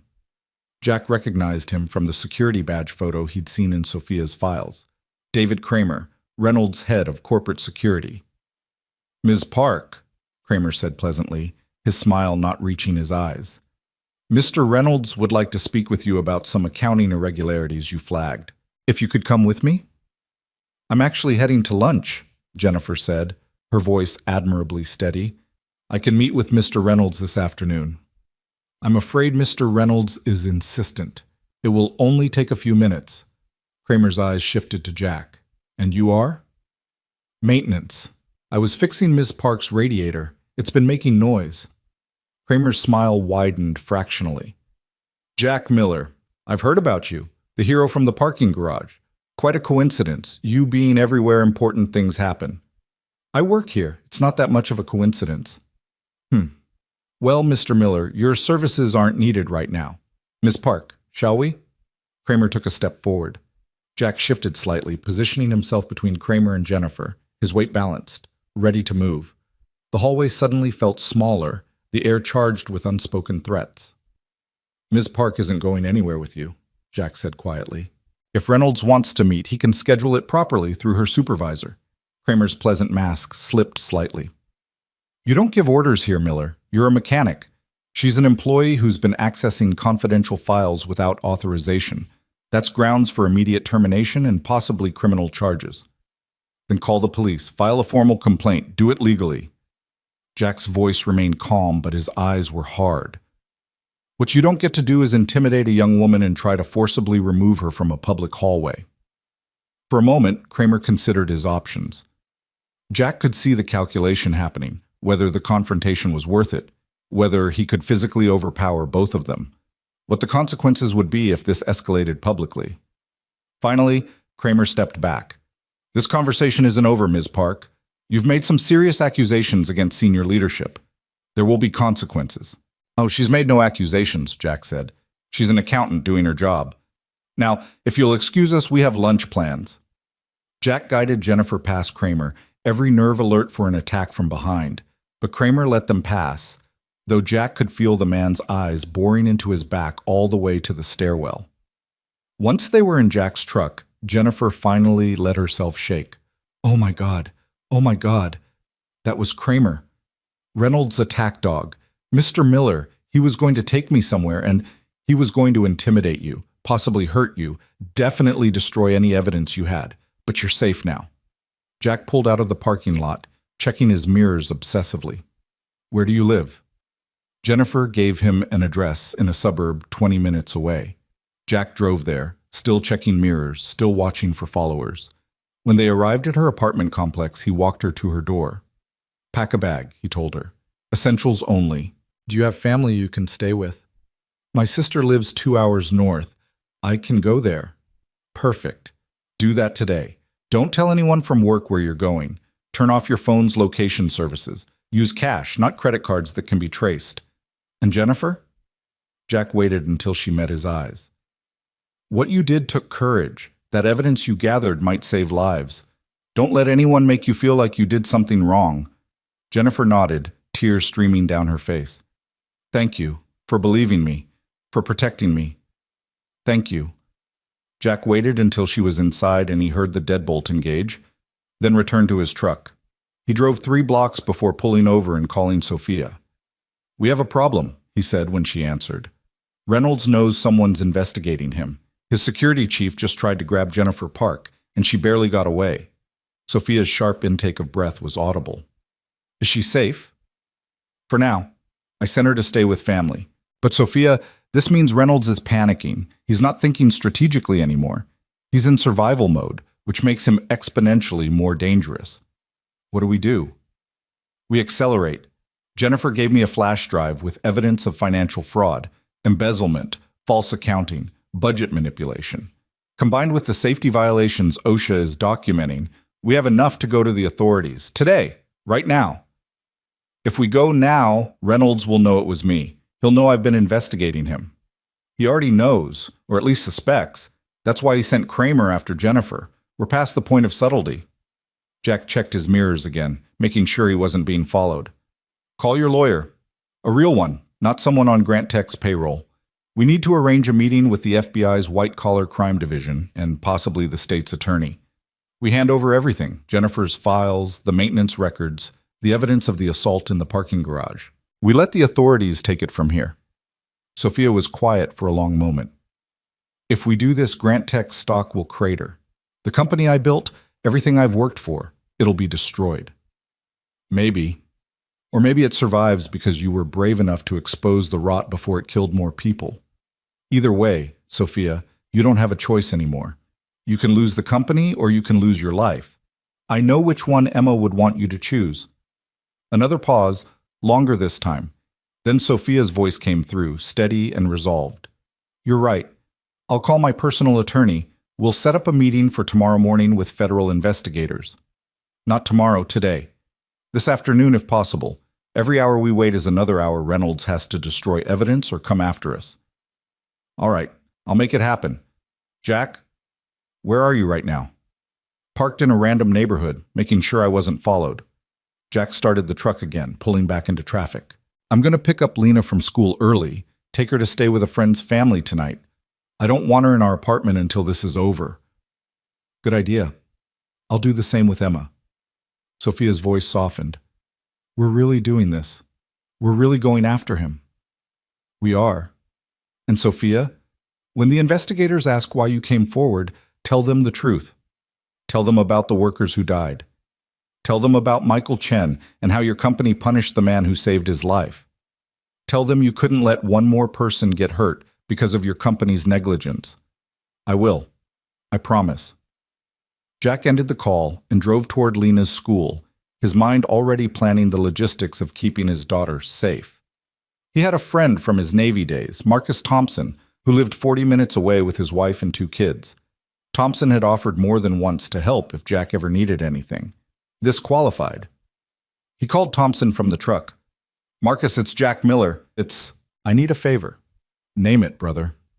I need you to keep Lena for a couple days. I'm involved in something that might get dangerous, and I can't risk her being collateral damage. Thompson didn't hesitate. Bring her over. Sarah will be thrilled. You know she loves having kids in the house. Lena can share Megan's room. I'll explain everything when I get there. But Marcus? If anyone comes asking about her, anyone you don't personally know and trust, you don't tell them anything. You don't even confirm she's there. Thompson's voice turned serious, the easy camaraderie replaced by operational focus. What kind of trouble are you in? The kind that ends with me testifying against someone powerful who's already proven he'll hurt people to protect his secrets. I don't think he knows about Lena yet, but I'm not taking chances. Understood. We've got your 6, Jack. Bring her over whenever you're ready. So Jack picked Lena up from school, watching the other parents in cars with paranoid intensity. Everything looked normal. Minivans and SUVs, mothers and fathers collecting children, the mundane rhythm of suburban life continuing obliviously. Dad, you're early, Lena said as she climbed into the truck, her backpack hitting the seat with a heavy thump. Is everything okay? Everything's fine, sweetheart, but I need you to do me a favor. Remember Uncle Marcus and Aunt Sarah? From your Navy days? With the 2 girls? That's right. I need you to go stay with them for a couple of days, just while I finish helping my friend with her problem. Lena's face fell. But I have school, and my Jupiter project is due on Friday. You can work on your project there, and I already called your school. They know you'll be absent for a few days. Jack reached over and squeezed her shoulder. I know this isn't what you want, honey, but it's important.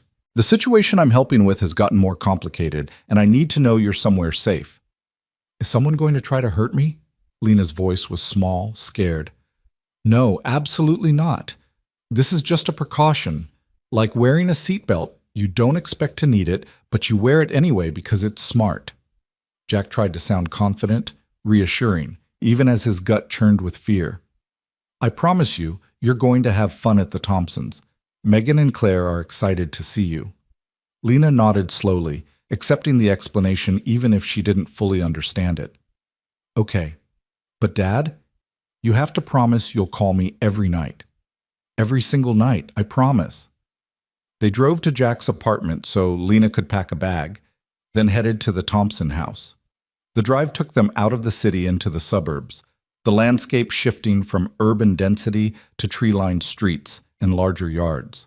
Thompson's house was a cheerful 2-story with a swing set in the backyard and chalk drawings on the driveway. Sarah Thompson greeted them at the door, pulling Lena into a hug before the girl could even set down her bag. Lena, we're so happy you're staying with us. Megan and Claire are upstairs. They've been bouncing off the walls with excitement all afternoon. Lena managed a smile and headed upstairs, leaving Jack alone with Marcus. The 2 men stood in the kitchen, the pretense of normalcy dropped now that Lena was out of earshot. Talk to me, Marcus said. Jack gave him the abbreviated version: Sophia, Reynolds, the safety violations, the assault, the investigation. Marcus listened without interruption, his expression growing darker with each detail. You're poking a bear, Marcus said when Jack finished. A rich, powerful, desperate bear who's already killed people and tried to kill the woman investigating him. Jack, you need to be very careful. Men like Reynolds don't go down easy. I know. That's why Lena's here. That's why I'm meeting with federal investigators this afternoon. I want this documented, official, in the hands of people with badges and subpoena power. What do you need from me? Keep Lena safe. Don't let her use her phone to call anyone except me. I don't know if Reynolds has the capability to track it. Don't post anything on social media about her being here. And Marcus, if something happens to me, it won't. If it does, Jack insisted, Sophia Grant has promised to take care of Lena. She has resources, protection, money. You call her, you make sure Lena gets somewhere safe and stays there until Reynolds is in custody. Marcus gripped Jack's shoulder. Brother, you're talking like you expect to die. You're a SEAL. You've survived worse than some corporate executive with delusions of power. I've survived combat because I prepared for the worst-case scenario every single time. This is no different. Jack pulled out a piece of paper with Sophia's personal number written on it. Keep this somewhere safe, just in case. Marcus pocketed the paper, then pulled Jack into a brief, fierce hug. You finish this mission and you come back for your daughter. That's an order. Yes, sir. Jack said goodbye to Lena, hugging her tighter and longer than usual, breathing in the scent of her shampoo and the lingering sweetness of childhood. When he finally let go, she looked up at him with eyes too old for 8. You're scared, she said. Not a question. An observation. Jack considered lying, considered giving her a false reassurance. Instead, he chose honesty. A little bit. But I'm also prepared, and I'm doing the right thing, which means I have courage on my side. Courage doesn't mean you're not scared. It means you do it anyway. Lena smiled, repeating words he'd told her 100 times. You taught me that. Smart kid. Smart dad. Jack kissed her forehead and left before his resolve could weaken. The drive back to the city was the longest 40 minutes of his life, every mile increasing his sense of urgency, of time running out. His phone rang, Sophia's name on the screen. We're set, she said. FBI field office, downtown, 4 p.m., bring everything. I'll be there. Where are you now? My office, surrounded by people. Emma's with her security detail at a private facility, not home, somewhere Reynolds doesn't know about. I've told my assistant I have meetings all afternoon and I'm not to be disturbed. Good. Don't leave your office until it's time to meet. Don't go anywhere alone, not even the bathroom. You think he'd try something here in the building? I think a desperate man will do anything. Better to be paranoid and alive than trusting and dead. Sophia laughed, sharp and humorless.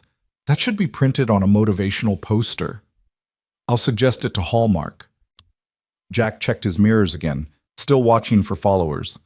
Sophia, when we meet with the FBI, let me do most of the talking initially. They're going to be skeptical. Accusations against a prominent executive, evidence gathered through questionable means. I've dealt with federal agencies before. I know how to present information in a way that gets them to take action. All right, Jack, thank you for everything. For saving me in that garage, for believing me about Reynolds, for protecting Lena and Emma. I know I don't deserve your help after what I did to you. Stop. Jack's voice was firm but not unkind. We're not doing this. We're not relitigating the past. Right now, in this moment, we're two people trying to stop a killer from claiming more victims. That's all that matters. You're a good man, Jack Miller. I'm just a man trying to do the right thing. Sometimes that's enough. He ended the call and continued driving toward downtown, toward the FBI field office, toward the moment where everything would become official and irrevocable. Once they handed over the evidence, once they made their statements, there would be no going back. Reynolds would know. The investigation would become public. The consequences would cascade outward like ripples on a pond, touching everyone involved. Jack thought about the 4 workers who'd died because of Reynolds' greed. He thought about the 40 people in Building C who could have died yesterday if that press had failed. He thought about Michael Chen, blue-faced and dying, and the choice Jack had made 2 years ago to break protocol and save a life. Some choices defined who you were. This was one of them. The FBI field office was an austere concrete building in the federal district, all security checkpoints and metal detectors and stern-faced agents. Jack badged in with his driver's license, submitted to a pat-down, and was escorted to a conference room on the 4th floor. Sophia was already there, sitting across from 2 agents, a woman in her 40s with sharp eyes and sharper questions, and a younger man taking notes on a tablet. They both stood when Jack entered. Jack Miller? The woman asked, extending a hand. I'm Special Agent Patricia Reeves, White Collar Crimes Division. This is Agent Daniel Torres. Ms. Grant has been explaining the situation. We'd like to hear your perspective. Jack shook hands and sat down, pulling out the flash drive Jennifer had given him.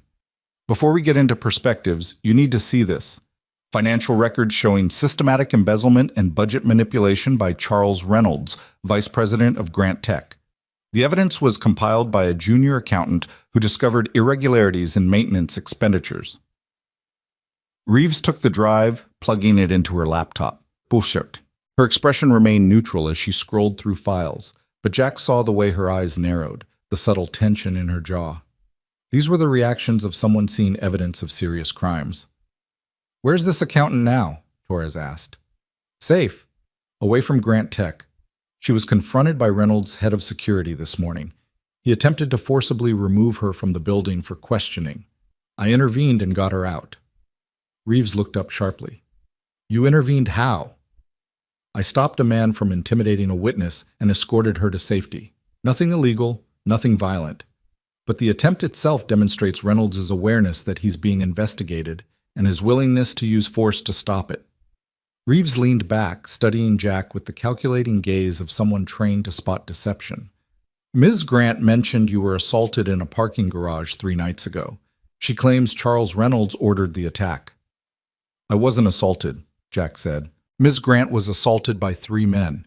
I intervened. The attack occurred hours after Ms. Grant began asking pointed questions about safety violations that Reynolds had covered up. Can you prove Reynolds ordered the attack? Not directly, but I can prove the safety violations existed, that Reynolds had direct knowledge of them, and that he systematically falsified reports to hide them. I can prove that 4 workers have died due to equipment failures that were documented and ignored. And I can prove that the timing of the assault correlates precisely with Ms. Grant's investigation becoming a threat to Reynolds' freedom. Torres was typing rapidly. You mentioned 4 deaths. We'll need documentation of each incident. Jack pulled out a folder he'd prepared, copied incident reports, death certificates when he could find them, maintenance logs showing the equipment failures. Everything organized chronologically, annotated with his own analysis of how each death connected to Reynolds' negligence. Reeves took the folder, her professional mask slipping slightly into what might have been disgust or anger. This is going to take time to verify. We'll need to interview workers, review company records, coordinate with OSHA. OSHA is already on site, Sophia interjected. They arrived this morning in response to an anonymous complaint. They've red-tagged multiple pieces of equipment for critical safety failures. Convenient timing, Reeves observed. Necessary timing, Jack corrected. That equipment was going to fail catastrophically, possibly today, possibly tomorrow, but soon. The anonymous complaint prevented more deaths. I'd think federal investigators would appreciate that. Reeves's eyes flickered with something that might have been respect. Mr. Miller, what's your background? Navy SEAL, 12 years active duty. Medically retired after injuries sustained in Afghanistan. I currently work as a maintenance mechanic at Grant Tech. And you just happened to be present when Ms. Grant was attacked? I heard a child screaming for help in a parking garage.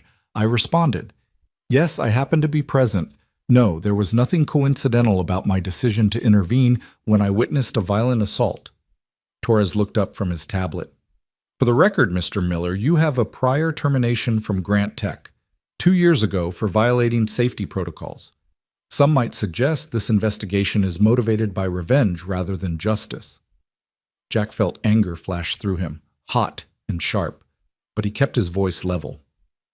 2 years ago, I was fired for saving a man's life. Michael Chen collapsed due to fumes from faulty ventilation, the same kind of systematic negligence we're documenting now. I carried him out of a contaminated area and performed CPR. I was terminated for violating protocol. If you think that makes me biased against a company that values paperwork over human life, you're absolutely right. If you think that makes my evidence less credible, you're an idiot. Sophia's eyes widened. Reeves's eyebrows rose. Torres stopped typing. Then Reeves smiled, quick and genuine. Fair enough, Mr. Miller. Let's talk about what happens next. They spent the next 2 hours going through every detail. Dates, names, incidents, financial transactions. Reeves asked pointed questions that would have been aggressive if they hadn't been so obviously aimed at building an airtight case. Torres documented everything, occasionally interjecting with requests for clarification or additional evidence. By 6 p.m., they had covered everything. Reeves closed her laptop and looked at both Jack and Sophia with an expression that was equal parts professional and human. Here's where we are, she said. You've given us probable cause to open a formal investigation into Charles Reynolds for embezzlement, fraud, and criminal negligence resulting in death.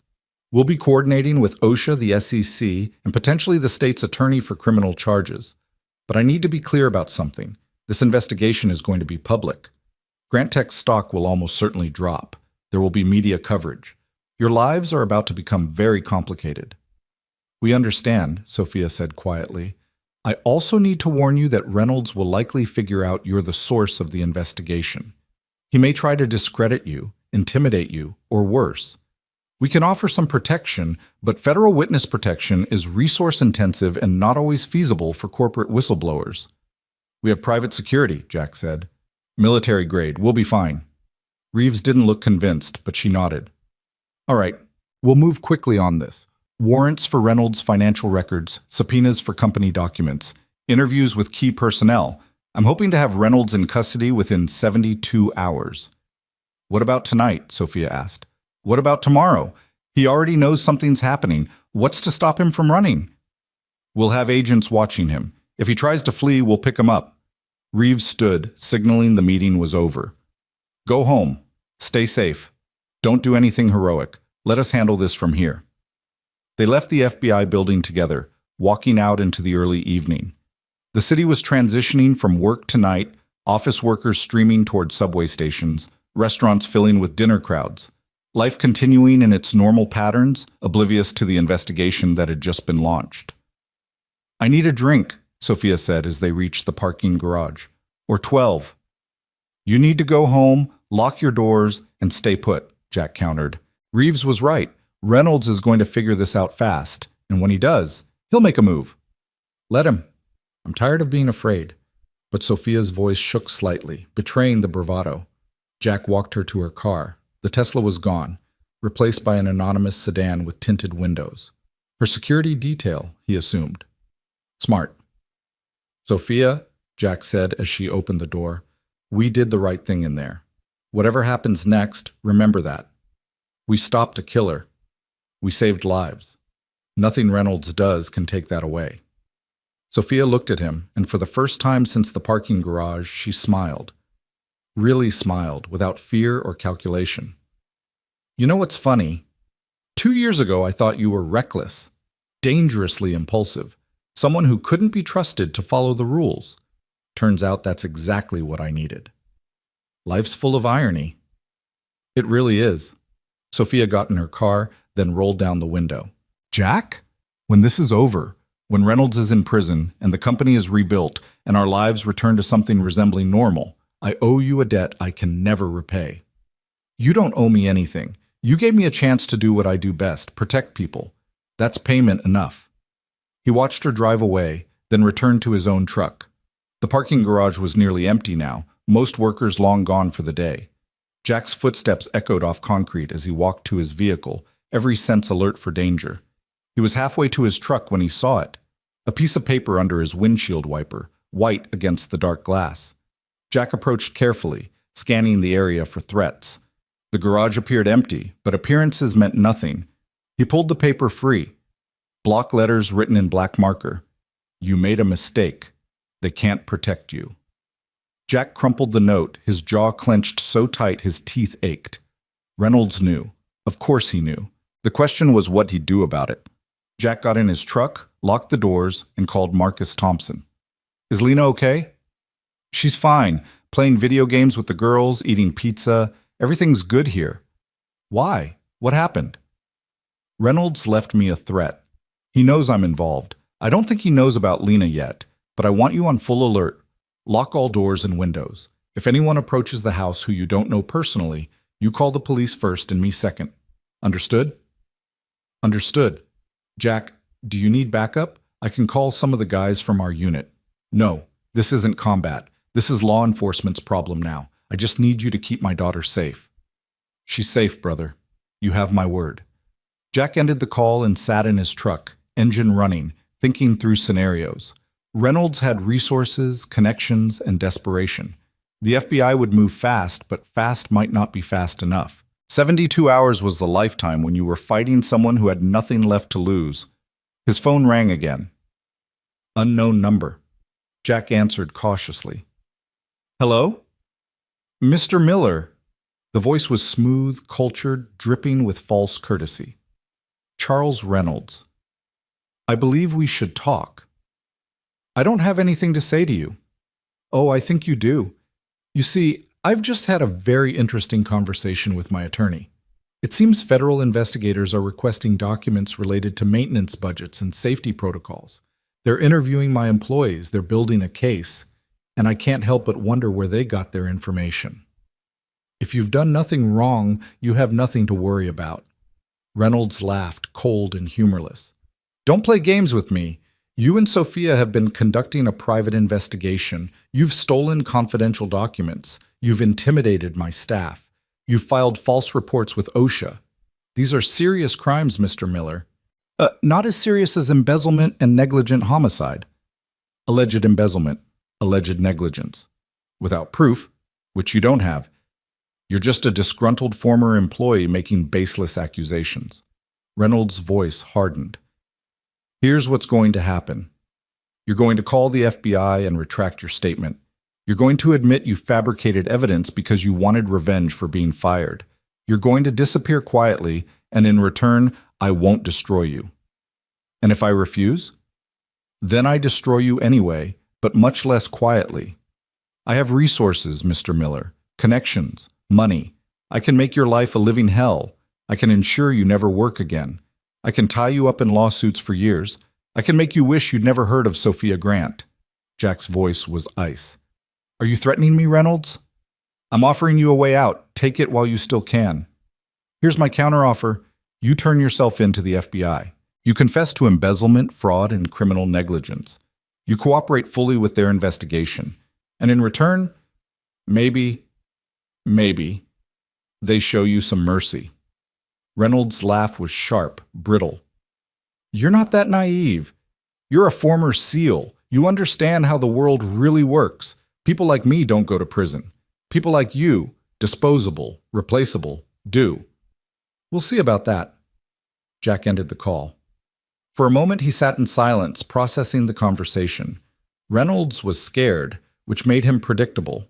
He'd try to discredit Jack and Sophia, try to paint them as vindictive liars.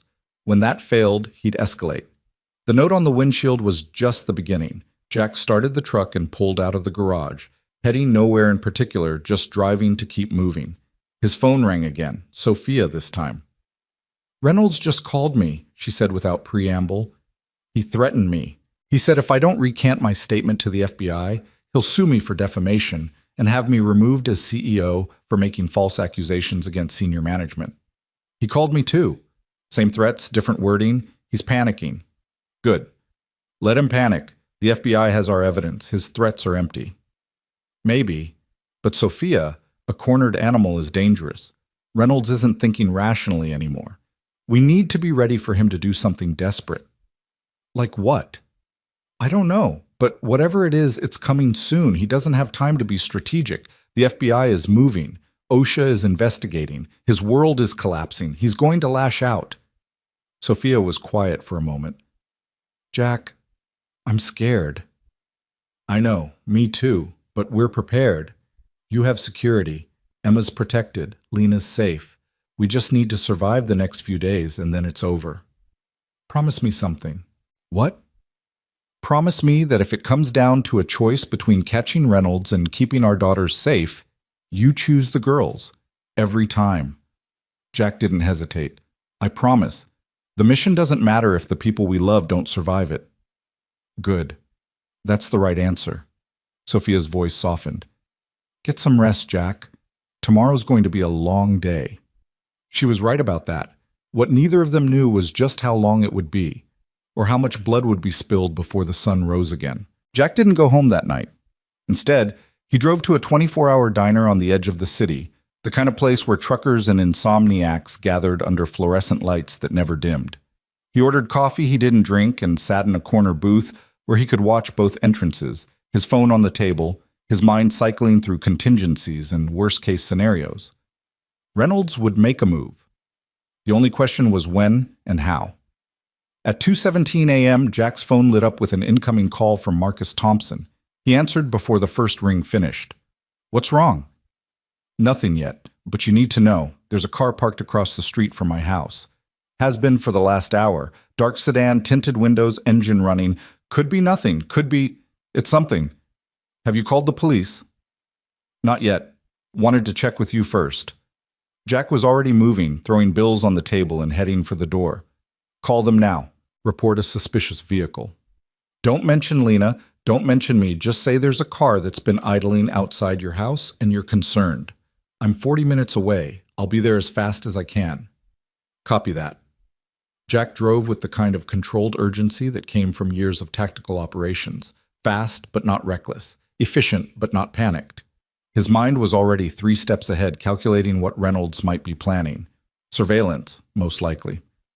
Confirmation that Lena was at the Thompson house before attempting something more aggressive. Or maybe just intimidation, a message that Reynolds knew where Jack's daughter was and could reach her anytime he wanted.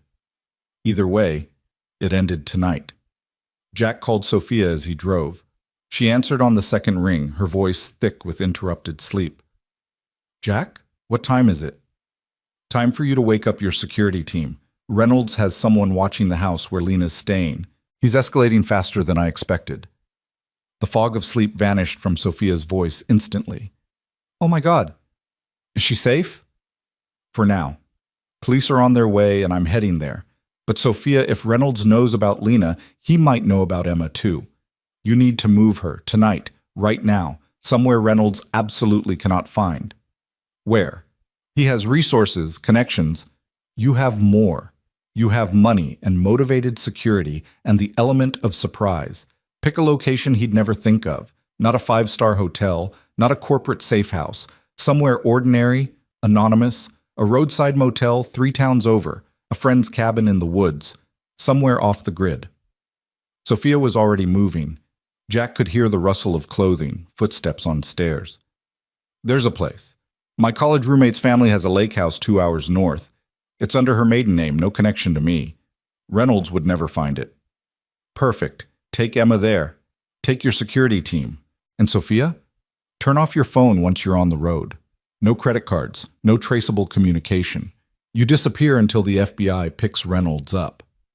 What about you? What about Grant Tech? Grant Tech doesn't matter right now. Nothing matters except keeping our daughters safe. Jack checked his rearview mirror for the 100th time, making sure he wasn't being followed. Go, move fast. I'll contact you when it's safe. Jack, Sophia's voice broke slightly. Be careful, please. Always am. He ended the call and pressed harder on the accelerator, the city lights blurring past his windows. The roads were empty at this hour, just the occasional taxi or delivery truck sharing the pavement. Jack pushed his truck to 10 miles over the limit, the maximum speed he could justify if stopped by police, though every instinct screamed at him to go faster. 38 minutes after Marcus's call, Jack turned onto the quiet suburban street where the Thompson house sat dark and peaceful. The suspicious sedan was gone, replaced by a police cruiser parked in front of Marcus's driveway, its lights off, but its presence unmistakable. Jack parked 2 houses down and approached on foot, keeping to the shadows out of habit. A uniformed officer stood on Marcus's front porch, taking notes while Marcus spoke in low tones. Jack waited until the officer returned to his cruiser before approaching. Marcus saw him coming and stepped off the porch to meet him. Police ran the plates. Car was a rental, paid for with a corporate credit card from Grant Tech. Driver left as soon as the cruiser turned onto the street. Did you get a description? White male, 40s, professional looking. Could have been anyone. Marcus's jaw was tight with controlled anger. Jack, what the hell is going on? Why is someone from Grant Tech watching my house in the middle of the night? Jack gave him the abbreviated version. Reynolds, the investigation, the escalation. Marcus listened without interruption, his expression growing darker with each detail. So this guy is willing to come after an 8-year-old girl to intimidate you? Looks that way. Then he's dumber than he is corrupt. Marcus gestured toward his house. I've got 3 rifles and 2 handguns in a safe upstairs. I've got training and experience. And I've got 0 patience for men who threaten children. Reynolds wants to come back. He can try. He won't like what he finds. I appreciate that, but I'm not putting your family at risk. I'm taking Lena somewhere else. Somewhere Reynolds can't find. Where? Jack didn't answer immediately. Where could he take his daughter that would be truly safe? Reynolds had money, connections, and apparently no moral boundaries. Anywhere predictable, friends, family, hotels, was potentially compromised. Then it hit him. The one place Reynolds would never think to look because it was so obviously dangerous. I'm taking her to Sophia's lake house, Jack said, the one she's moving Emma to tonight. Reynolds will assume we'd never put both girls in the same location. He'll be looking for them separately, dividing his resources. By keeping them together, we make them easier to protect. Marcus considered this, then nodded slowly. Tactical consolidation. Easier to defend one position than two. Smart. When do you leave? Now. I'll pack Lena's things, let her sleep in the truck until we're out of the city. I'll come with you, extra security. You have a family, Marcus. I can't ask you to... You're not asking. I'm volunteering. Sarah can take the girls to her mother's for a few days. This guy Reynolds needs to understand that when he threatens the SEAL's family, he's threatening all of us. Marcus's voice carried the flat certainty of a man who'd made a decision and wouldn't be swayed. Give me 10 minutes to talk to Sarah and pack a bag. Jack wanted to argue, wanted to insist that Marcus stay safe with his own family, but the truth was, he needed the help. Two trained operators were exponentially more effective than one, especially when it came to protecting children in a potentially hostile situation. 10 minutes, Jack agreed. Marcus returned to his house while Jack called Sophia again. She answered immediately, breathless and tense. We're on the road. Emma's asleep in the back seat. Security team is following in a second vehicle. Where are you? Still at Marcus Thompson's place. The surveillance car left when police arrived, but I'm not taking chances. I'm bringing Lena to the lake house. My friend Marcus is coming too. Former Force Recon Marine, 20 years experience. Extra security. The more the better. Jack, I'm scared. Really scared. What if Reynolds sends more than just surveillance? What if he sends the same men who attacked me in the garage? Then we stop them. Sophia, listen to me. Listen to. You have trained security. You have me. You have Marcus. And you have the FBI actively investigating Reynolds. We're not helpless victims. We're prepared defenders. There's a difference. Sophia took a shuddering breath. Okay. I'm sending you the address and gate code for the lake house. It's isolated, about a quarter mile from the nearest neighbor.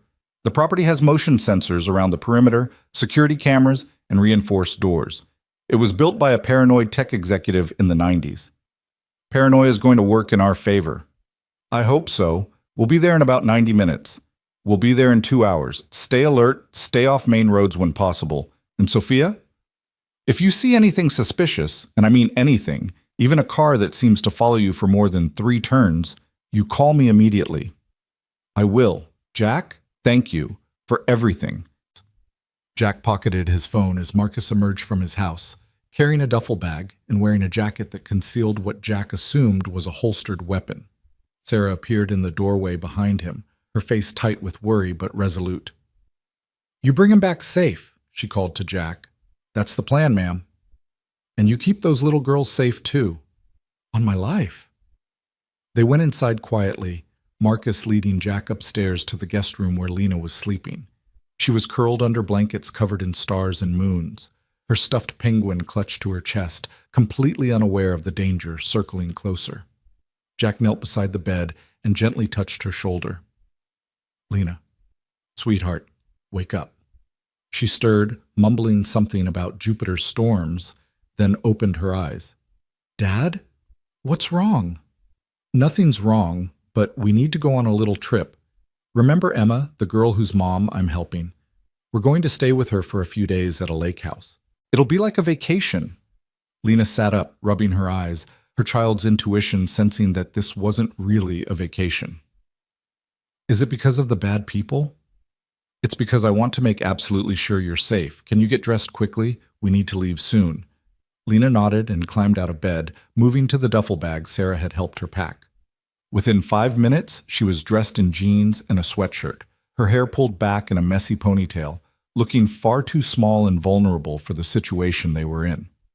Jack carried her bag while Marcus grabbed his own gear, and they made their way to Jack's truck. Lena climbed into the back seat, already half asleep again, while Marcus took the passenger seat, his duffel at his feet. Let's move, Marcus said quietly. Jack started the engine and pulled away from the Thompson house, watching his mirrors obsessively. The streets were still empty, just pre-dawn darkness and the occasional streetlight. They drove in silence for 20 minutes, taking a deliberately circuitous route out of the suburbs and onto the highway heading north. Only when they'd put 30 miles between themselves and the city did Jack allow himself to believe they weren't being followed. Talk to me about this Reynolds character, Marcus said, his voice low so as not to wake Lena. What's his training, his capabilities, his likely next move? He's not trained. He's a businessman, a bureaucrat. But he has money and connections, which means he can hire people who are trained. The men who attacked Sophia in the parking garage were professionals, organized, methodical, knew how to hurt someone without killing them immediately. Contract muscle. Exactly. Reynolds won't come at us himself. He'll send others. The question is how many and how well equipped. Marcus was quiet for a moment, processing. We're looking at defending a lake house. Isolated location, limited escape routes, long sight lines. That's defensible if we prepare properly, but it's also a trap if someone sieges us. Which is why the FBI needs to move faster. Reeves said 72 hours. We need to survive that long, and then Reynolds is in custody, and this is over. 72 hours is a long time when you're in a defensive position with children to protect. I know. Jack's hands tightened on the steering wheel. But we don't have better options. We can't run indefinitely. Reynolds has too many resources. We can't go to the police beyond what we've already done. This is federal jurisdiction now. All we can do is fortify, defend, and wait for the cavalry. Then that's what we do. Marcus pulled his phone out, opening a tactical planning app. Tell me about the lake house, layout, entry points, defensive positions. They spent the next hour going over details. Sophia had sent floor plans and property surveys, satellite imagery showing the surrounding terrain. Marcus made notes, sketched diagrams, asked questions that revealed his military training.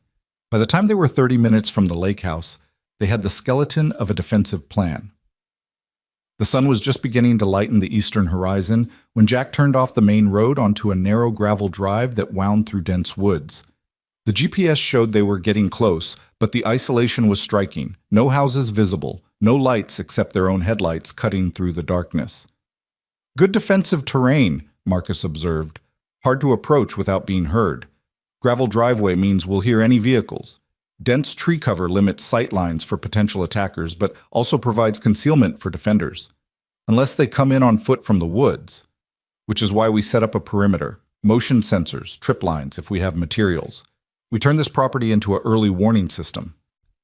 The lake house appeared around a final curve, a two-story structure with large windows facing the water, more modern than Jack had expected. Sophia's car was already parked near the front door, along with a black SUV that had to belong to her security team. Jack parked beside them and gently woke Lena. We're here, sweetheart. She blinked sleepily at the unfamiliar surroundings. Where's here? The lake house I told you about. Come on, let's get you inside. They were met at the door by Marcus Chen, Sophia's head of security. He nodded acknowledgement at Jack, then extended a hand to Marcus Thompson. Marcus Chen, Force Recon. Marcus Thompson, same, small world. Getting smaller, come in. Ms. Grant is inside with the girls. The lake house interior was open and airy, all exposed beams and polished wood floors with floor-to-ceiling windows overlooking the water. Sophia sat on a couch with Emma curled against her side, both of them looking exhausted. When Lena saw Emma, she perked up immediately. Hi, Emma. Remember me? From the other night? Emma nodded shyly. You're Mr. Jack's daughter. And you're the girl my dad helped. Want to see my penguin? His name is Captain Ice. Just like that, the girls were drawn into the easy friendship of childhood, settling onto the floor with Lena's stuffed animal and Emma's collection of books. The adults watched them for a moment, struck by the normalcy of children playing while danger circled outside. Sophia stood and crossed to Jack, her face pale and drawn. Thank you for coming, for bringing Lena. I know this isn't what you wanted. It's exactly what I wanted, Jack interrupted gently. Everyone I care about protecting in one location, with trained security and defensive advantages. This is good, Sophia. She nodded, not quite believing him, but wanting to. Chen's team swept the property. No signs of surveillance or intrusion. The security system is active, cameras covering all approaches. We should be safe here. Safe is a relative term, Marcus Thompson said, joining the conversation. But we're safer than we were. Chen, walk me through your defensive positions. The two Marines moved to a table covered in property maps and security camera feeds, immediately falling into tactical planning. Jack watched them work.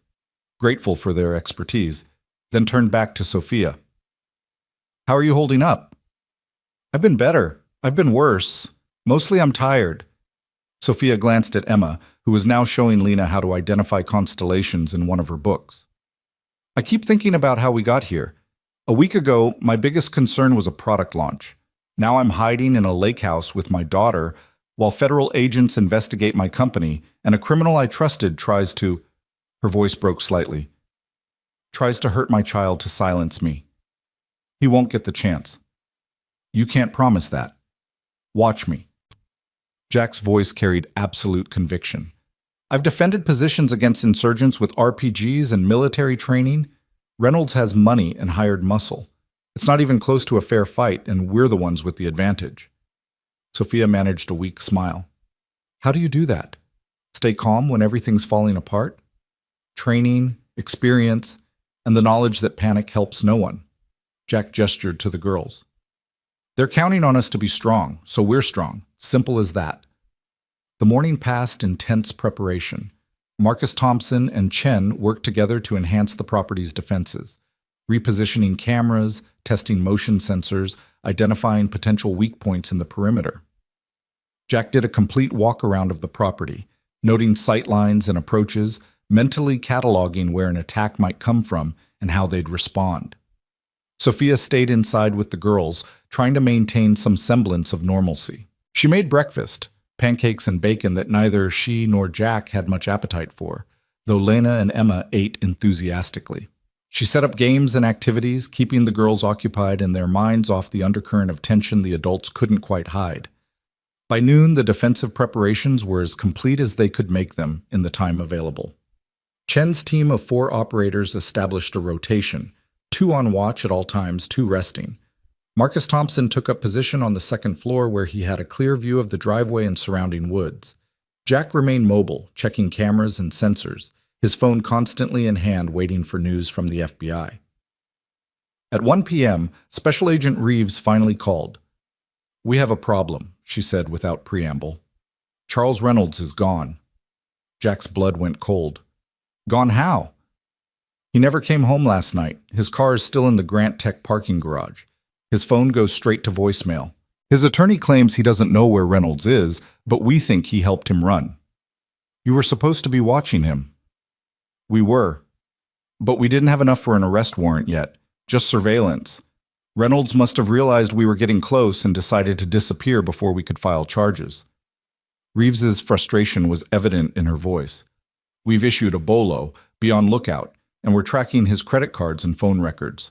But Miller, if Reynolds has gone dark, he's either running or he's planning something. You need to be extremely careful. We're at a secure location, multiple trained security personnel. We're as ready as we can be." "Where exactly are you? I can send local law enforcement to—" "With respect, Agent Reeves, I'm not telling you that information over an unsecured line. Reynolds has demonstrated he has reach and resources. For all I know, he's monitoring police frequencies." Reeves was silent for a moment, then sighed. "You're not wrong to be paranoid. All right, keep your phone on. If Reynolds surfaces, I'll contact you immediately. And Miller, if he comes at you, you defend yourself and those girls. Lethal force if necessary. I'll make sure the paperwork reflects justified self-defense." "Understood." Jack ended the call and immediately found Sophia, who was reading to the girls in the living room. He gestured for her to follow him to the kitchen, out of the children's earshot. "Reynolds is in the wind," he said quietly. "FBI lost him. They think he's either running or planning a last desperate move." Sophia's face went white. "Which do you think it is?" "I think a man like Reynolds doesn't run. He has too much ego, too much to lose. He's going to try one final play to either destroy the evidence against him or eliminate the witnesses who can testify. Meaning us. Meaning us." Jack glanced toward the living room where the girls were absorbed in their story. "We need to prepare for the possibility that Reynolds comes here. Today. Tonight. Soon. How would he even find us? I was so careful. No one knows about this place except—" Sophia stopped, her eyes widening with realization and horror. "Except my security team. And my assistant who coordinated their deployment. and the company that installed the security system here 10 years ago, all of whom are potentially compromised if Reynolds has been planning this. Jack felt the tactical situation shifting, pieces moving on a board he couldn't quite see. Sophia, I need you to think. Who else knows about this lake house? Anyone at Grant Tech? Reynolds might know. I mentioned it once, years ago, when we were discussing potential executive retreat locations. I said I had access to a property near the lake, but decided against suggesting it because it felt too personal. Sophia's hand went to her mouth. Oh, God. He could have made a note of it. He could have researched property records, found the ownership. She never finished the sentence. The motion sensor alarm blared through the house, a harsh electronic shriek that sent everyone into immediate action. Marcus Thompson's voice came through the security radio. Contact. 3 vehicles approaching on the access road. Multiple occupants. This is not a drill. Jack was moving before conscious thought kicked in. Chen, get the girls to the safe room. Now. Sophia, go with them. I'm not hiding while... You're not hiding. You're protecting your daughter. That's the mission. Go. Sophia ran to the living room, scooped up Emma, and grabbed Lena's hand. Come on, girls. We're playing a special game. We need to go to a safe room. Chen was already there, guiding them toward a reinforced interior room that had been designed as a storm shelter but would serve as a defensive position. The door was steel reinforced, the walls concrete, with its own ventilation system and supplies. Once sealed, it could withstand significant assault. Jack ran to join Marcus Thompson at his second-floor vantage point. Through the window, he could see 3 black SUVs coming up the gravel drive, moving fast but not recklessly. Tactical approach, not panicked flight. At least 12 hostiles, Marcus reported, his voice calm and professional. 4 per vehicle. They're armed. I can see weapons as they exit. Looks like submachine guns, maybe AR-15 platforms. This is a military-grade assault. Jack's mind raced through options, none of them good. Reynolds hired a private military contractor. He's not trying to intimidate anymore. He's trying to eliminate. The SUVs stopped 50 yards from the house, just outside optimal defensive range. Doors opened and men emerged, professional operators in tactical gear, moving with the coordinated precision of trained soldiers. They immediately established a perimeter, covering angles and approaches with practiced efficiency. Then a 4th vehicle appeared, a luxury sedan that parked behind the SUVs. Charles Reynolds emerged from the back seat. Even from a distance, Jack could see the man's face, haggard, desperate, but still carrying an arrogance that defied the reality of his situation. Reynolds walked forward until he was within shouting distance of the house. Sophia! His voice carried across the open space.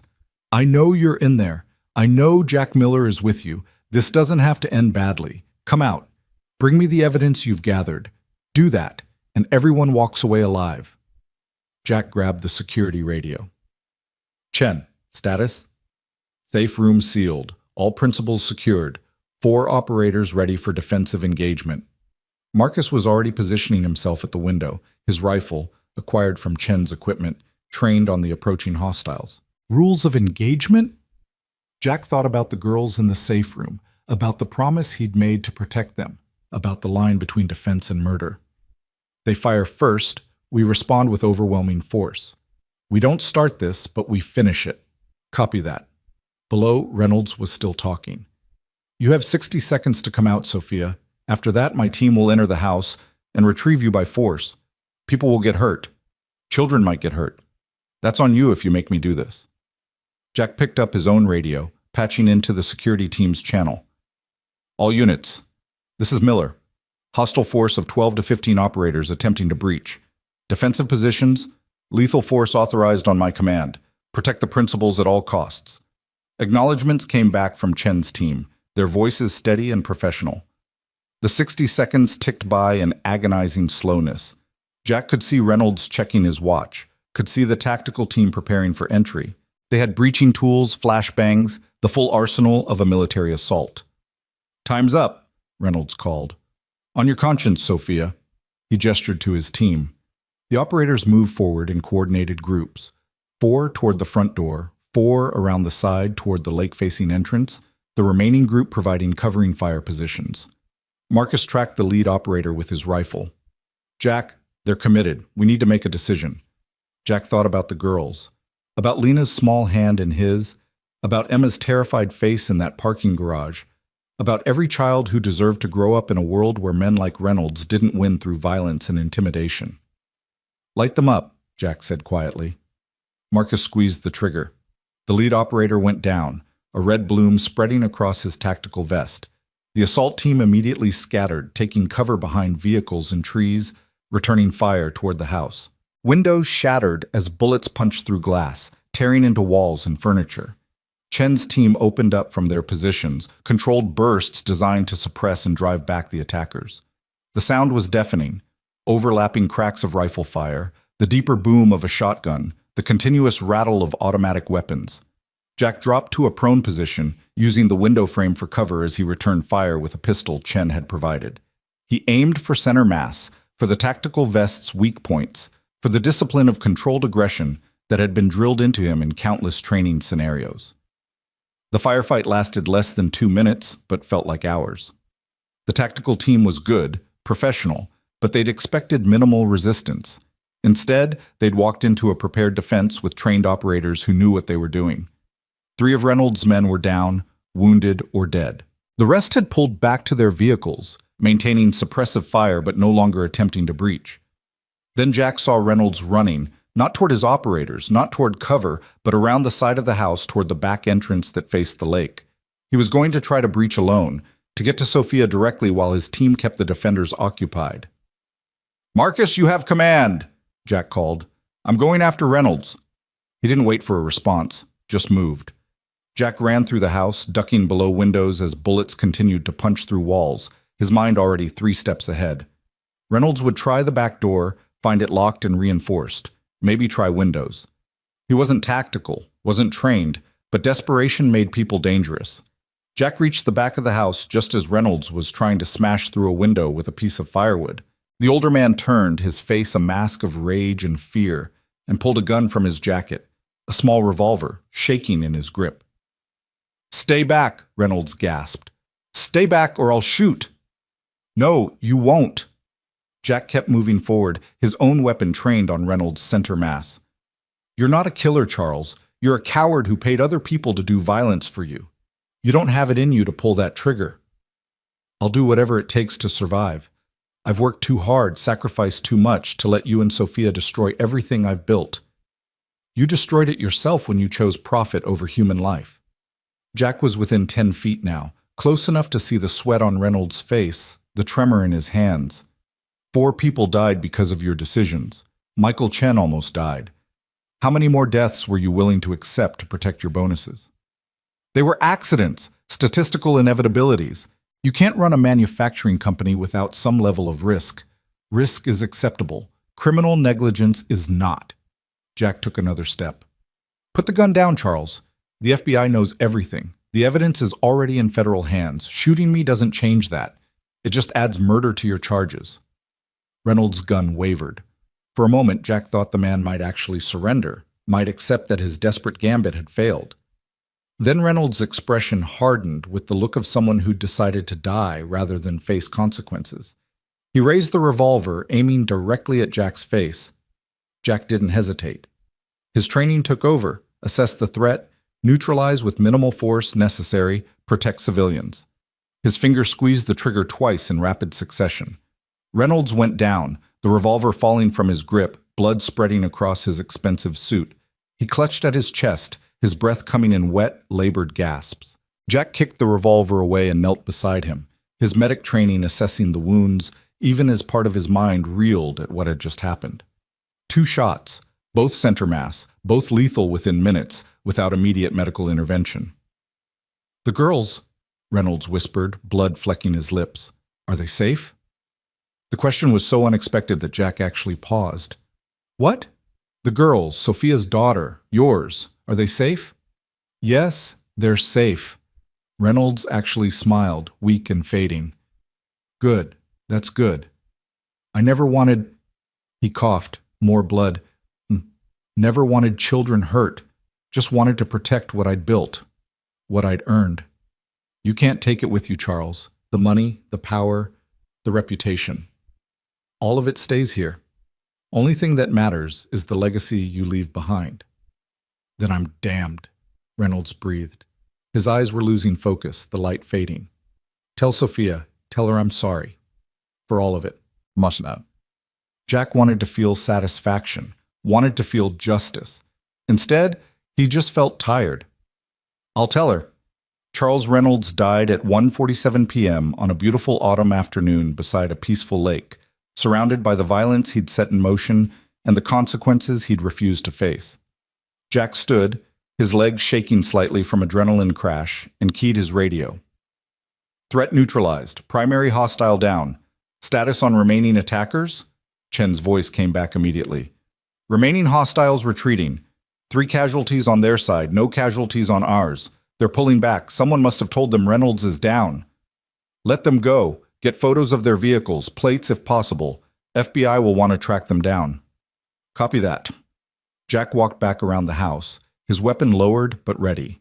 The sound of gunfire had stopped, replaced by an eerie silence broken only by the lap of lake water against the shore and the ticking of cooling engines. The tactical team was gone. Their wounded loaded into the SUVs, leaving behind only shell casings and blood on the gravel. They'd accomplished their mission. Reynolds had ordered a final assault, but when their employer went down, so did their motivation to continue fighting. Marcus met Jack at the front door, his face grim. You okay? I've been better. Reynolds? Dead. Marcus nodded slowly. Good. Bastard deserved worse for what he tried to do here. They stood in silence for a moment, 2 warriors processing the violence they'd just survived, the lives they'd just taken or saved, the moral calculus that never quite balanced no matter how justified the actions. Then Jack heard it. A small voice from inside the house, cutting through the post-battle quiet. Daddy? Lena. Jack holstered his weapon and ran inside, following the sound to the safe room. Chen was there, opening the reinforced door, and as it swung wide, Jack saw his daughter standing in the doorway. Her face pale, but her eyes dry. Captain Ice the Penguin clutched tightly in her arms. Is it over? Lena asked quietly. Jack knelt so he was at her eye level and pulled her into his arms, holding her so tightly he worried for a moment he might hurt her. But she just wrapped her skinny arms around his neck and held on just as fiercely. It's over, he whispered into her hair. The bad people are gone. You're safe. Beside them, Sophia emerged from the safe room with Emma in her arms, the little girl's face buried in her mother's shoulder. Sophia's eyes found Jack's, asking a silent question. Jack just nodded. Reynolds was gone. The threat was eliminated. The nightmare was over. Sophia's legs seemed to give out, and she sank to the floor, still holding Emma, tears streaming down her face. Tears of relief, of trauma release, of the impossible weight of responsibility finally lifting. The next hours passed in a blur of official activity. Agent Reeves arrived with a team of federal agents, crime scene investigators, and what seemed like half the county sheriff's department. Statements were taken, evidence was collected, bodies were photographed and removed.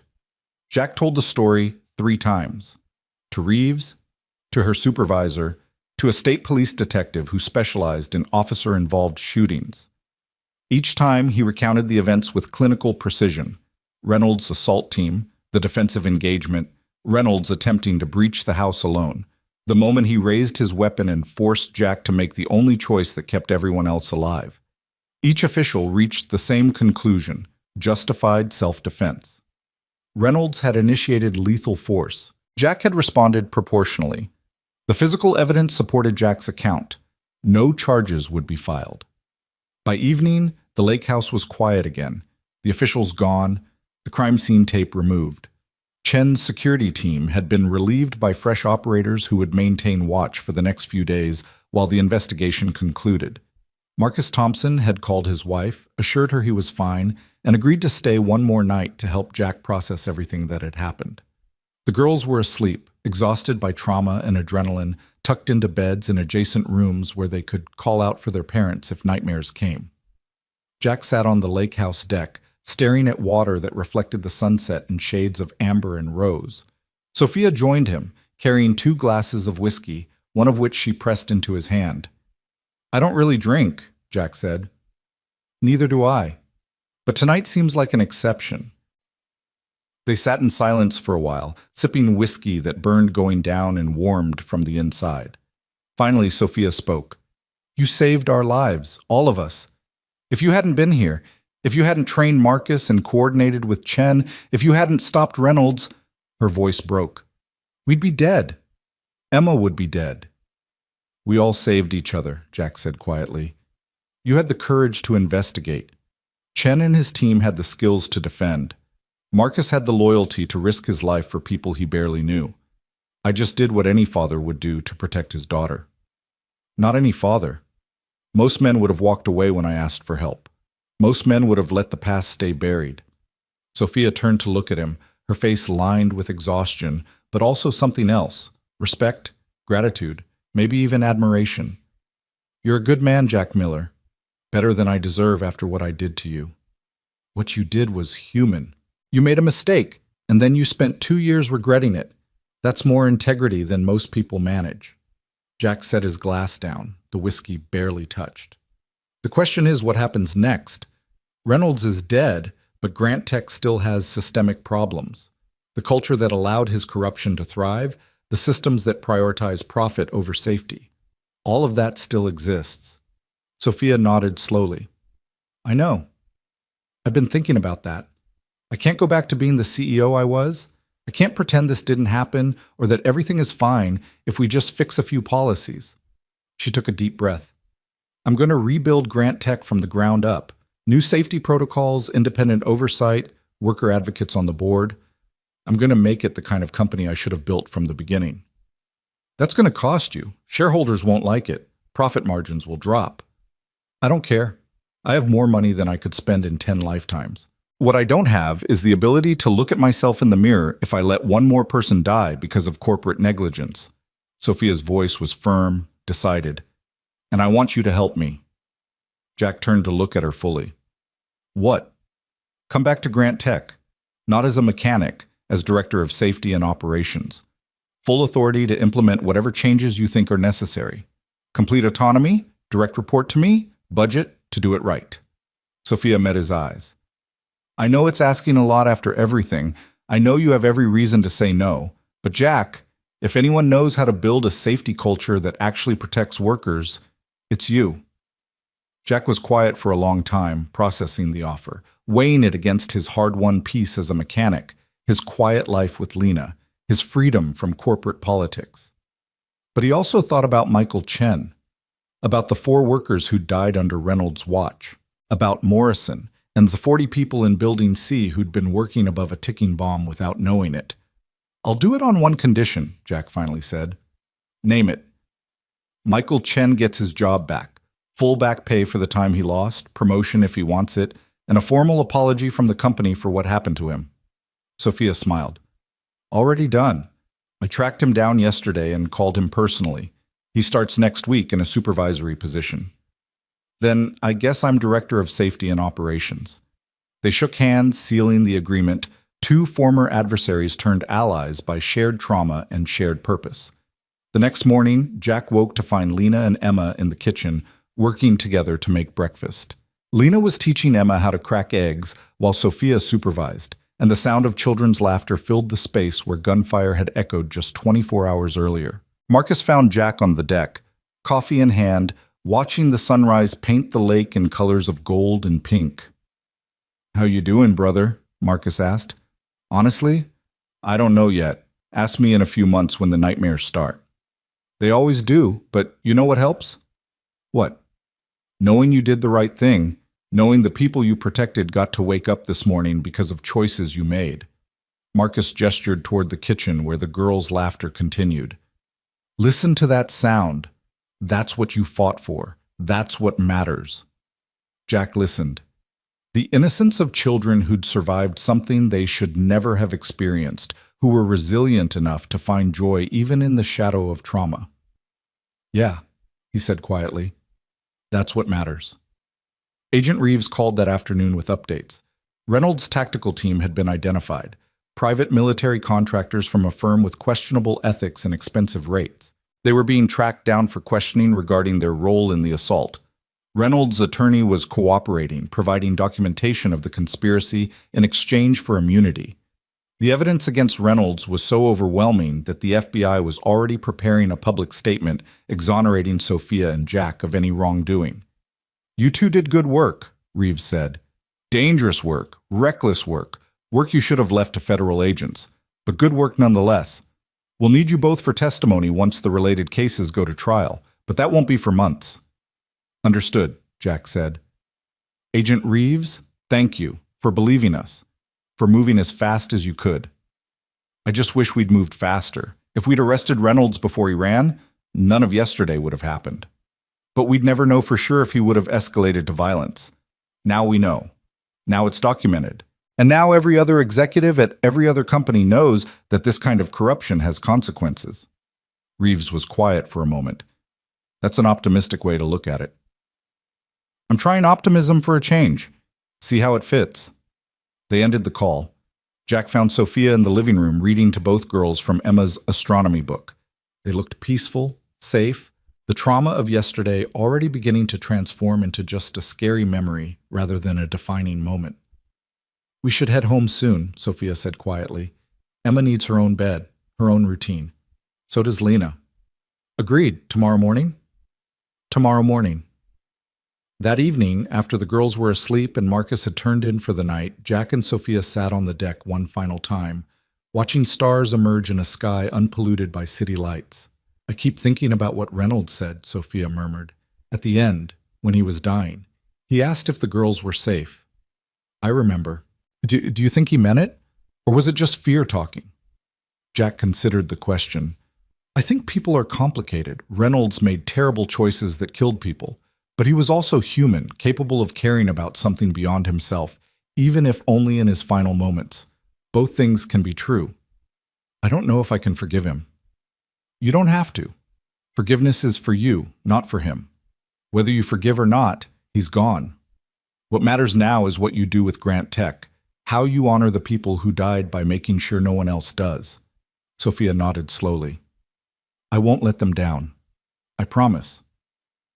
They sat in comfortable silence until the cold drove them inside. Two people who'd survived something that should have broken them, who'd found strength they didn't know they had, who'd learned that sometimes doing the right thing cost everything and was still worth it.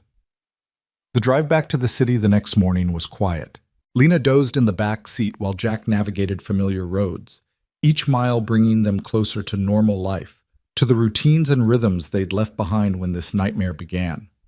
When they reached Sophia's mansion, Emma woke up and immediately hugged Lena goodbye, the two girls promising to have playdates soon, to work on school projects together, to be friends beyond the trauma that had brought them together. Sophia walked Jack to his truck, her hand briefly touching his arm. "Thank you for everything, for saving us, for believing in us, for giving me a chance to be better than I was." "You were always better than you thought," Jack said. "You just needed a reason to prove it." He drove home with Lena, who was fully awake now, asking questions about what would happen next, whether the bad people were really gone, whether Daddy was going to be okay. Jack answered honestly. Yes, the bad people were gone. Yes, Daddy would be okay. Yes, things would return to normal, though it might take time.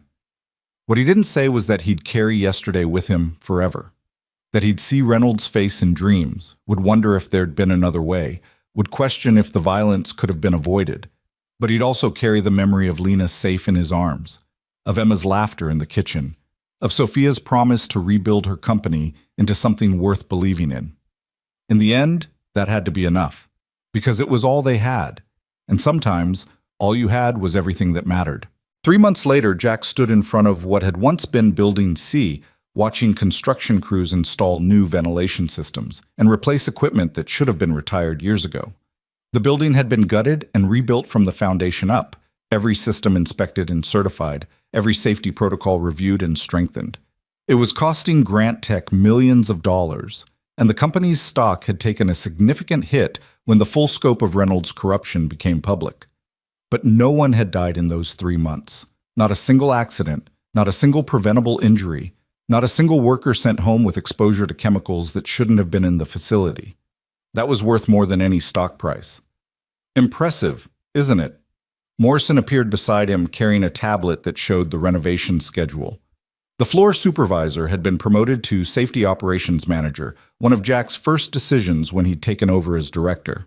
We're ahead of schedule. New equipment arrives next week, and we should have full production capacity restored by end of month. And the workers? How are they adjusting to all the changes? Morrison smiled. Are you kidding? Morale's higher than I've seen in a decade. People actually feel safe coming to work. They know someone's looking out for them now, that profit isn't the only thing that matters. He paused. Jack, I've worked in manufacturing for 20 years. I've never seen a company prioritize safety like this. What you and Ms. Grant are building here, it's special. Jack accepted the compliment with a nod, though part of him still struggled with his new role. He wasn't used to having an office, to wearing business casual instead of coveralls, to sitting in meetings where his opinions actually shaped policy. But he was learning, adapting, using his platform to make changes that mattered. His phone buzzed with a text from Sophia, board meeting in 20 minutes. Need you there. Jack excused himself from Morrison and made his way to the executive building, a structure he'd once only entered to fix broken equipment. Now he had an office on the third floor with his name on the door and a view of the manufacturing campus he was working to transform. The boardroom was already filling when Jack arrived. Men and women in expensive suits, some supportive of Sophia's new direction, others openly hostile to changes that were cutting into profit margins. Jack took his seat at the table, directly to Sophia's right, a visible symbol of her commitment to safety over shareholder returns.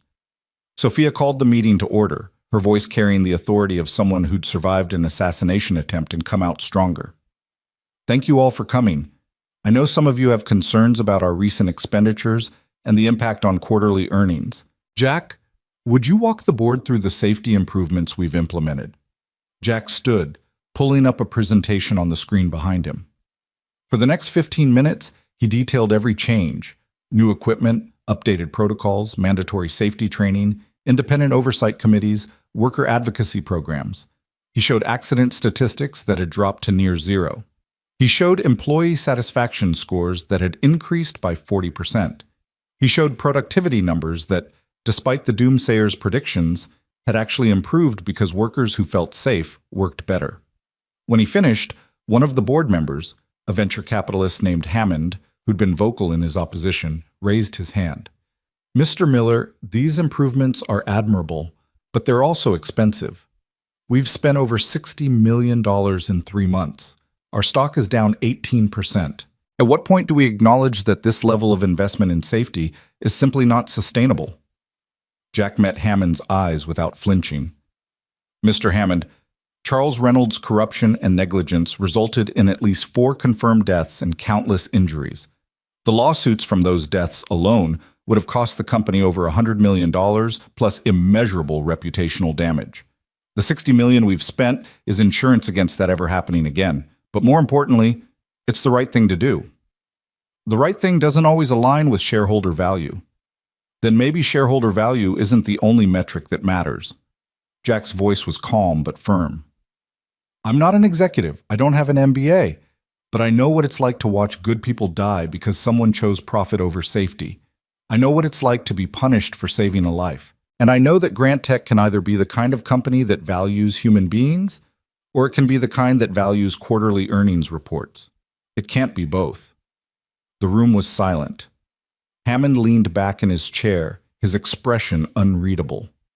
Then another board member, an older woman named Patricia Chen, who Jack had learned was Michael Chen's aunt, spoke up.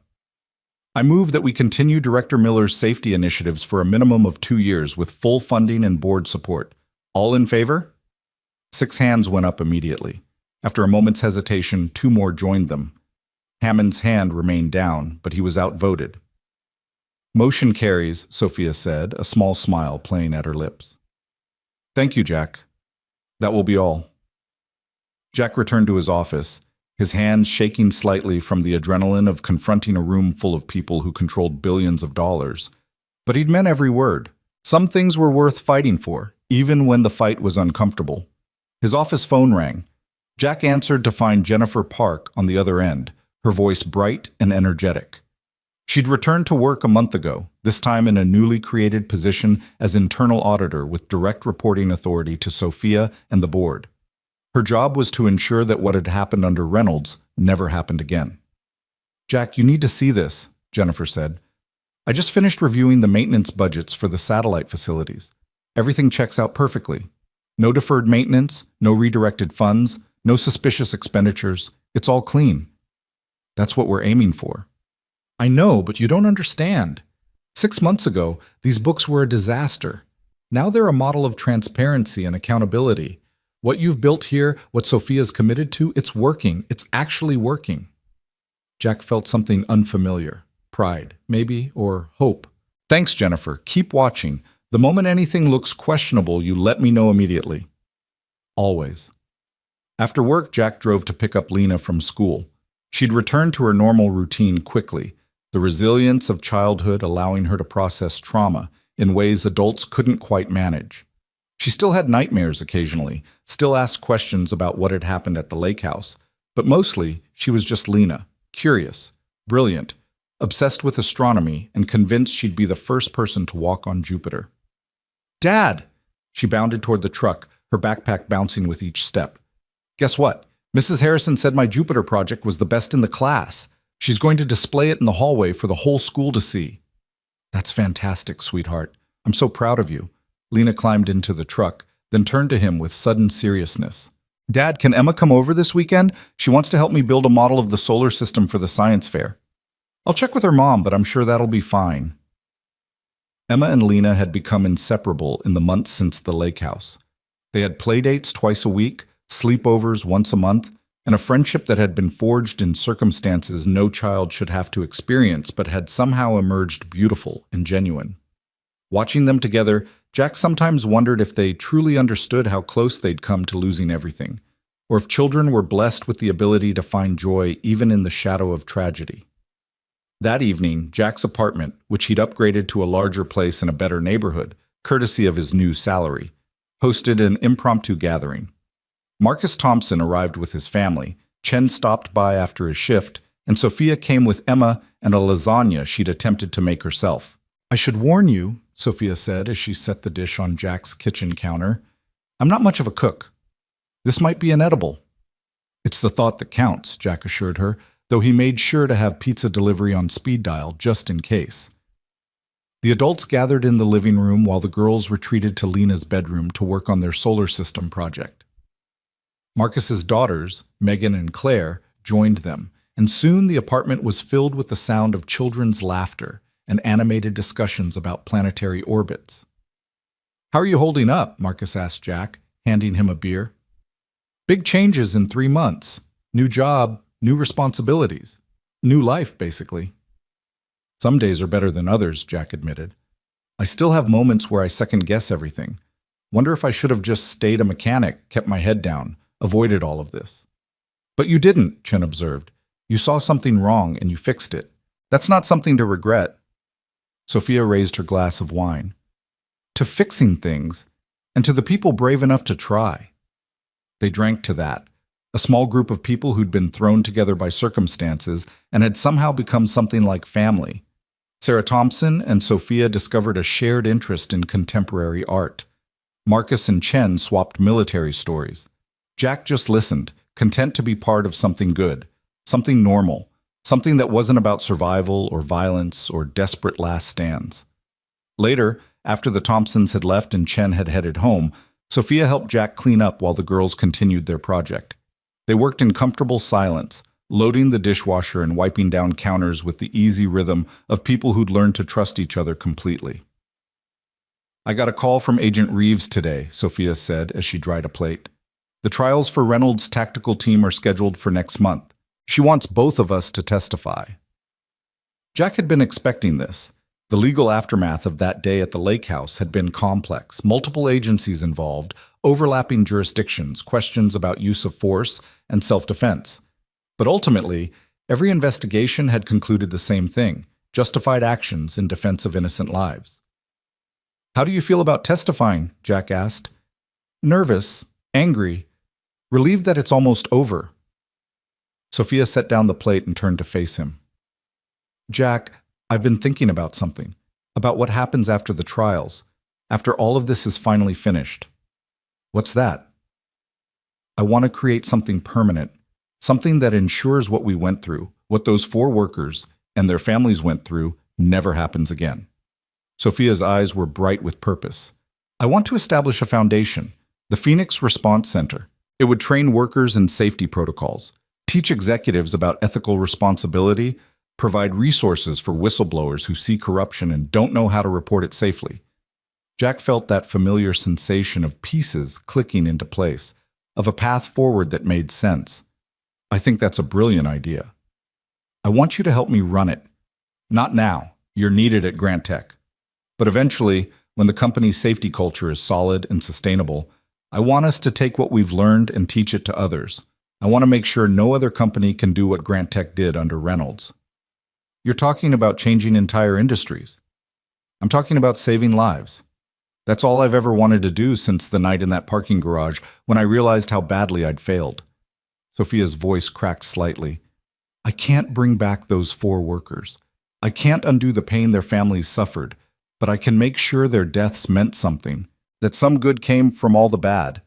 Jack reached out and squeezed her shoulder, a gesture of support and understanding. Then that's what we'll do, together. Sophia smiled through tears. Together. The girls emerged from Lena's room carrying a model solar system that was lopsided and covered in glue, but created with such obvious enthusiasm that it was beautiful. Emma pointed out each planet, explaining its features with the seriousness of a NASA scientist, while Lena added dramatic details about storms and volcanoes and the terrifying beauty of space.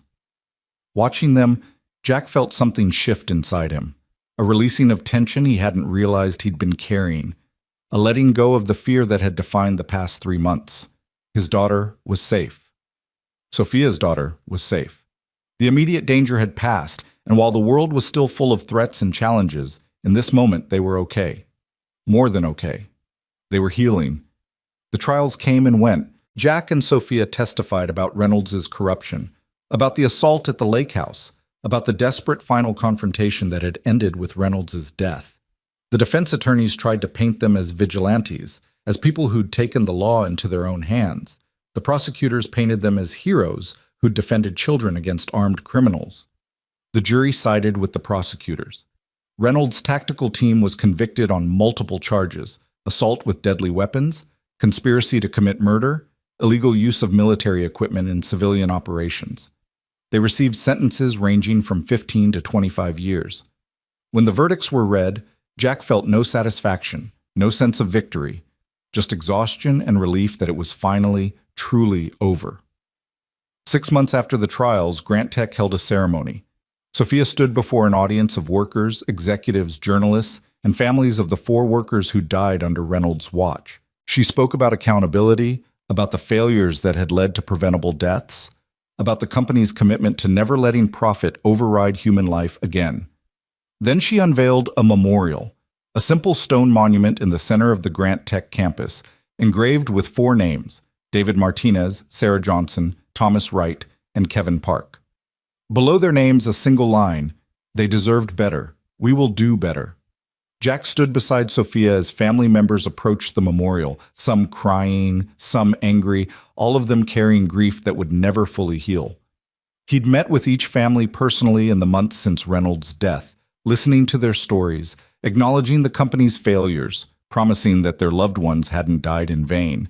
It wasn't enough. It would never be enough. But it was something. After the ceremony, Michael Chen found Jack near the memorial. The man who'd almost died 2 years ago, whose life Jack had saved at the cost of his own career, extended his hand. "Thank you," Michael said simply, "for saving my life, for coming back, for making this place what it should have been all along." Jack shook his hand, feeling the weight of that moment 2 years ago, the choice that had cost him everything and somehow led him here. "I'm just glad you're okay." "More than okay. I'm alive because you broke the rules. Those 4 people on that memorial died because someone followed them." Michael glanced at the stone monument. "Rules matter, but people matter more. You taught me that." After Michael left, Sophia joined Jack in front of the memorial. They stood in silence, reading the names, carrying the weight of what had been lost and what had been saved. "Do you think they'd forgive us?" Sophia asked quietly. "The families? The workers who died?" I think forgiveness isn't something we get to ask for, Jack said. We just have to earn it, every single day, by doing better. Then that's what we'll do. 1 year after the lake house, the Phoenix Response Center opened its doors. It wasn't much at first. A converted warehouse on the edge of the city, outfitted with training equipment and classrooms and a small staff of dedicated people who believed in the mission. But it was a start. Jack had transitioned from Grant Tech to the center 6 months earlier, once he was confident that the safety culture he'd built was sustainable. Morrison had been promoted to his position, and Jack had spent weeks training him, passing on everything he'd learned about balancing corporate pressures with ethical responsibility. The center's first training class consisted of 20 workers from various industries: manufacturing, construction, chemical processing. Jack and Sophia taught them about recognizing safety violations, reporting corruption, protecting themselves legally and physically when they blew the whistle on dangerous practices. On the last day of training, one of the students, a woman named Rosa who worked in a textile factory, raised her hand. "Mr. Miller, what you did, standing up to Reynolds and exposing the corruption at Grant Tech, that took incredible courage. How do we find that kind of courage when we're just ordinary people trying to keep our jobs?" Jack thought about that question for a long moment before answering. "I'm not courageous, I'm just stubborn and maybe a little stupid. But here's what I've learned. You don't need to be a hero to do the right thing. You just need to be willing to take one step forward, even when you're scared. You take that step, and then another, and another, and eventually you look back and realize you did something that mattered. But what if taking that step cost you everything? Your job, your career, your safety? Then you decide what matters more. Your temporary comfort or someone else's life? Because that's what it comes down to. When you see something dangerous and you stay silent, you're making a choice that someone else might pay for with their life." Jack's voice was gentle but firm. "I'm not saying it's easy. I'm not saying there aren't real consequences. But I am saying that some things are worth fighting for, even when the fight is scary." Rosa nodded slowly, absorbing this. Around the room, other students were taking notes, their faces showing a mixture of determination and fear and hope. After class, Sophia found Jack in his office, a small space with windows overlooking the training floor. She carried 2 cups of coffee and a folder full of applications for the next training session. "We have 60 people signed up for the next class," she said, handing him the coffee. "Word's spreading. People want to learn how to protect themselves and their coworkers. Jack, I think this might actually work." "It's already working." Jack gestured to the training floor where students were practicing safety inspections on mock equipment. "Look at them. 3 weeks ago, they were scared workers who felt powerless. Now they're learning how to identify hazards, how to report violations, how to stand up for themselves. We're creating a generation of people who won't accept dangerous working conditions just because their employer tells them to." Sophia smiled. "You sound like a revolutionary." "I sound like someone who's tired of watching good people die preventable deaths."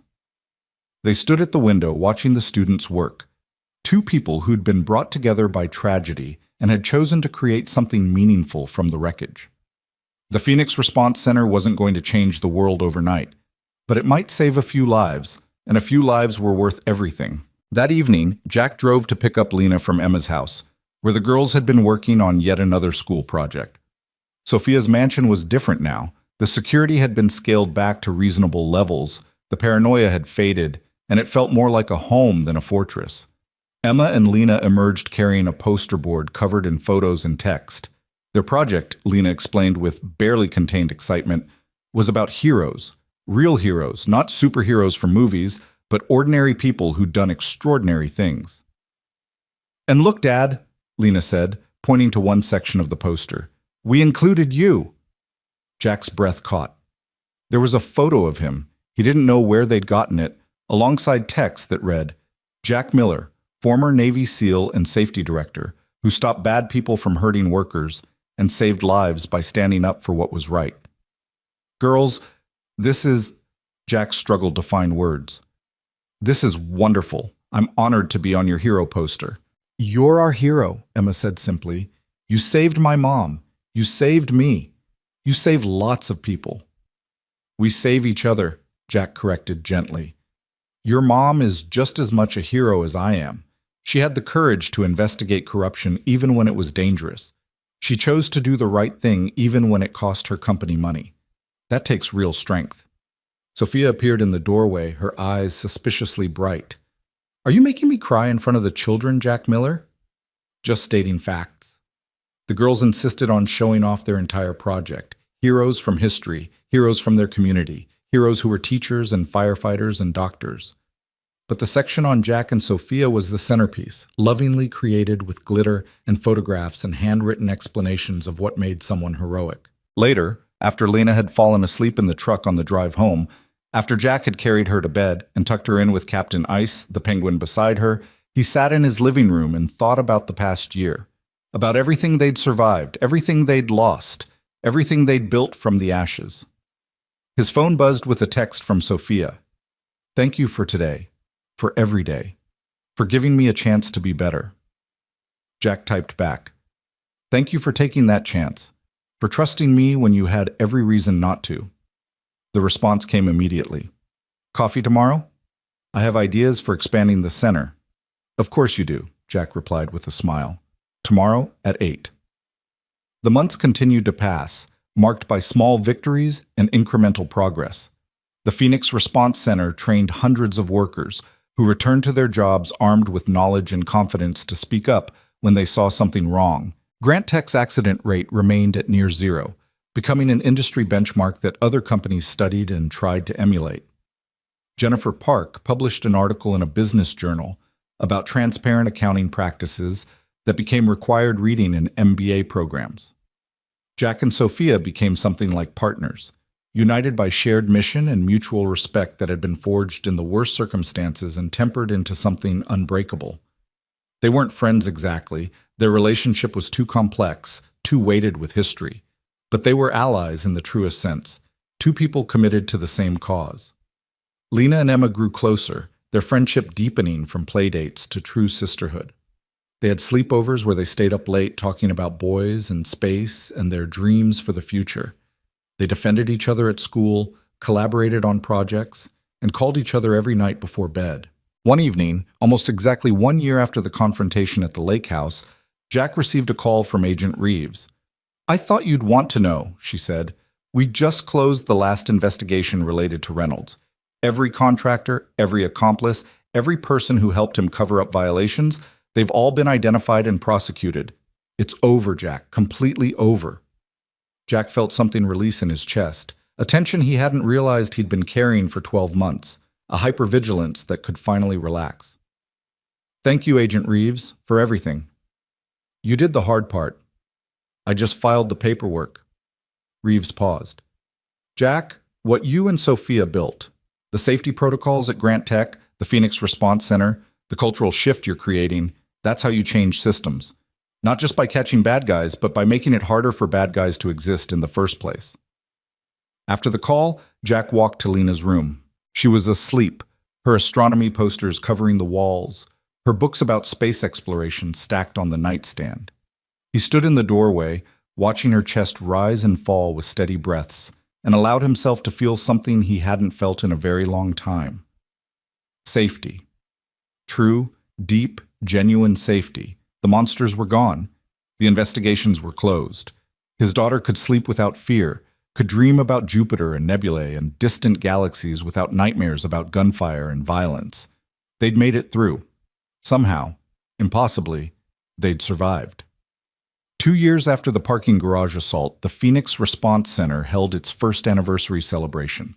Over 300 people attended, workers who'd been trained, families of workers who'd been saved by whistleblowers who'd gone through the program, journalists who'd covered the Reynolds scandal and its aftermath. Jack stood at a podium, looking out at the crowd, and for once didn't feel the familiar anxiety of public speaking. These were his people, workers and fighters, and ordinary individuals who'd chosen to do extraordinary things. 2 years ago, he began, I was a mechanic who heard a child scream for help. I didn't think about consequences or costs or personal safety. I just responded because someone needed help. That's all any of us are trying to do here, respond when someone needs help. Whether it's stopping an assault, reporting a safety violation, or teaching someone how to protect themselves and their coworkers.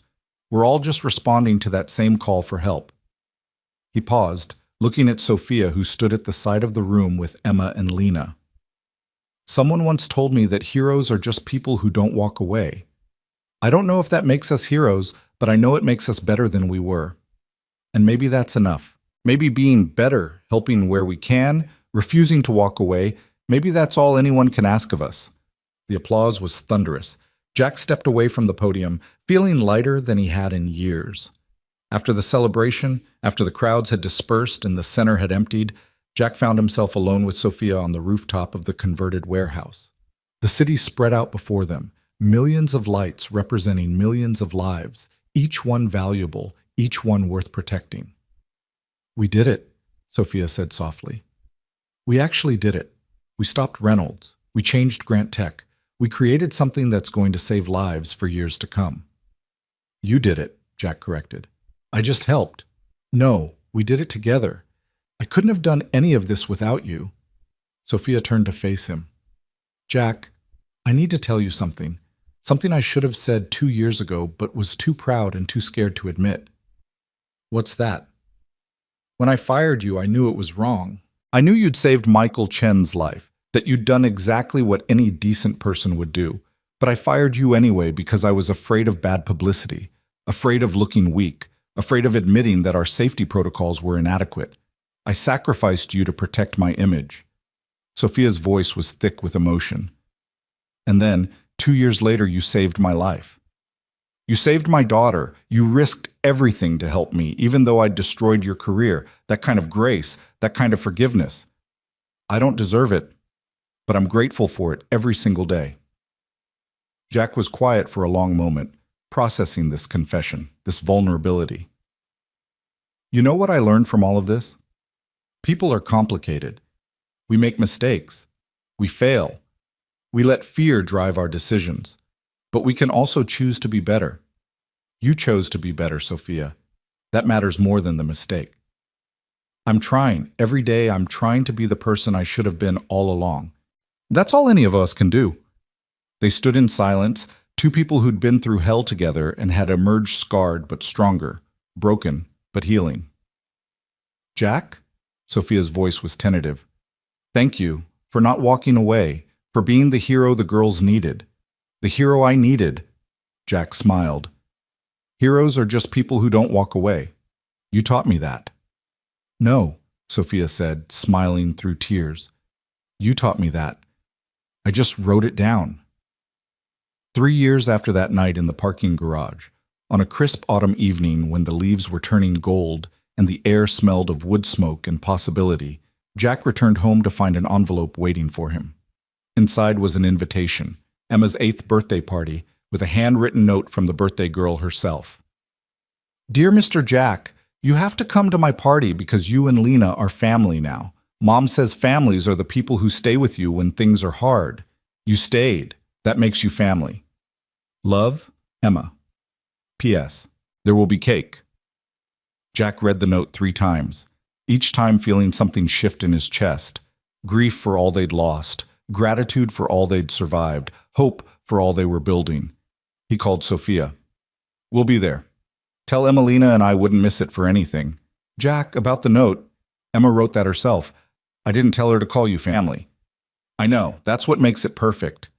The party was everything a child's birthday should be. Laughter and games and too much sugar and moments of pure, uncomplicated joy. Jack watched Lena and Emma blow out candles together, watched them make wishes that he hoped with his entire being would come true, watched them live the childhood they deserved. Later, as the sun was setting and parents were collecting their children, Marcus Thompson pulled Jack aside. "You look happy, brother. Really, genuinely happy. When's the last time you felt that way?" Jack thought about it. "Maybe before Afghanistan, before I got injured, before everything fell apart." "And now?" "Now I'm building something instead of surviving something. There's a difference." Marcus smiled. "Yeah, there is. I'm proud of you, Jack. For everything you've done, everything you've become." "I'm just a man who heard a child scream and decided to help." "No, you're a man who heard a child scream and decided to change the world.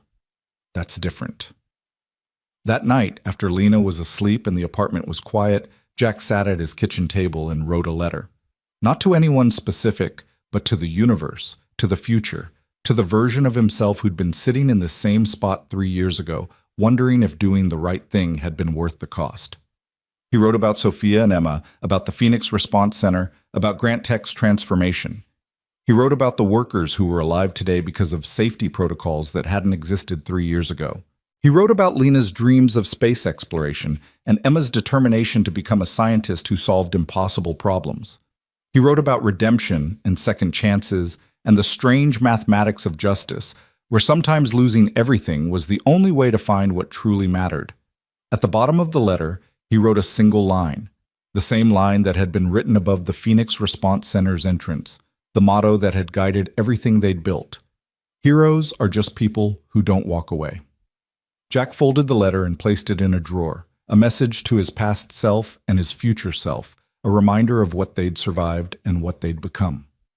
The next morning, he woke to find Lena making breakfast, badly, enthusiastically, with pancake batter on the ceiling and flour on her clothes.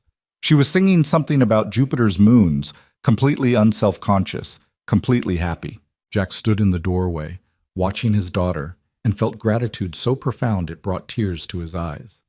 This moment, this ordinary, perfect, impossibly precious moment, was what he'd fought for.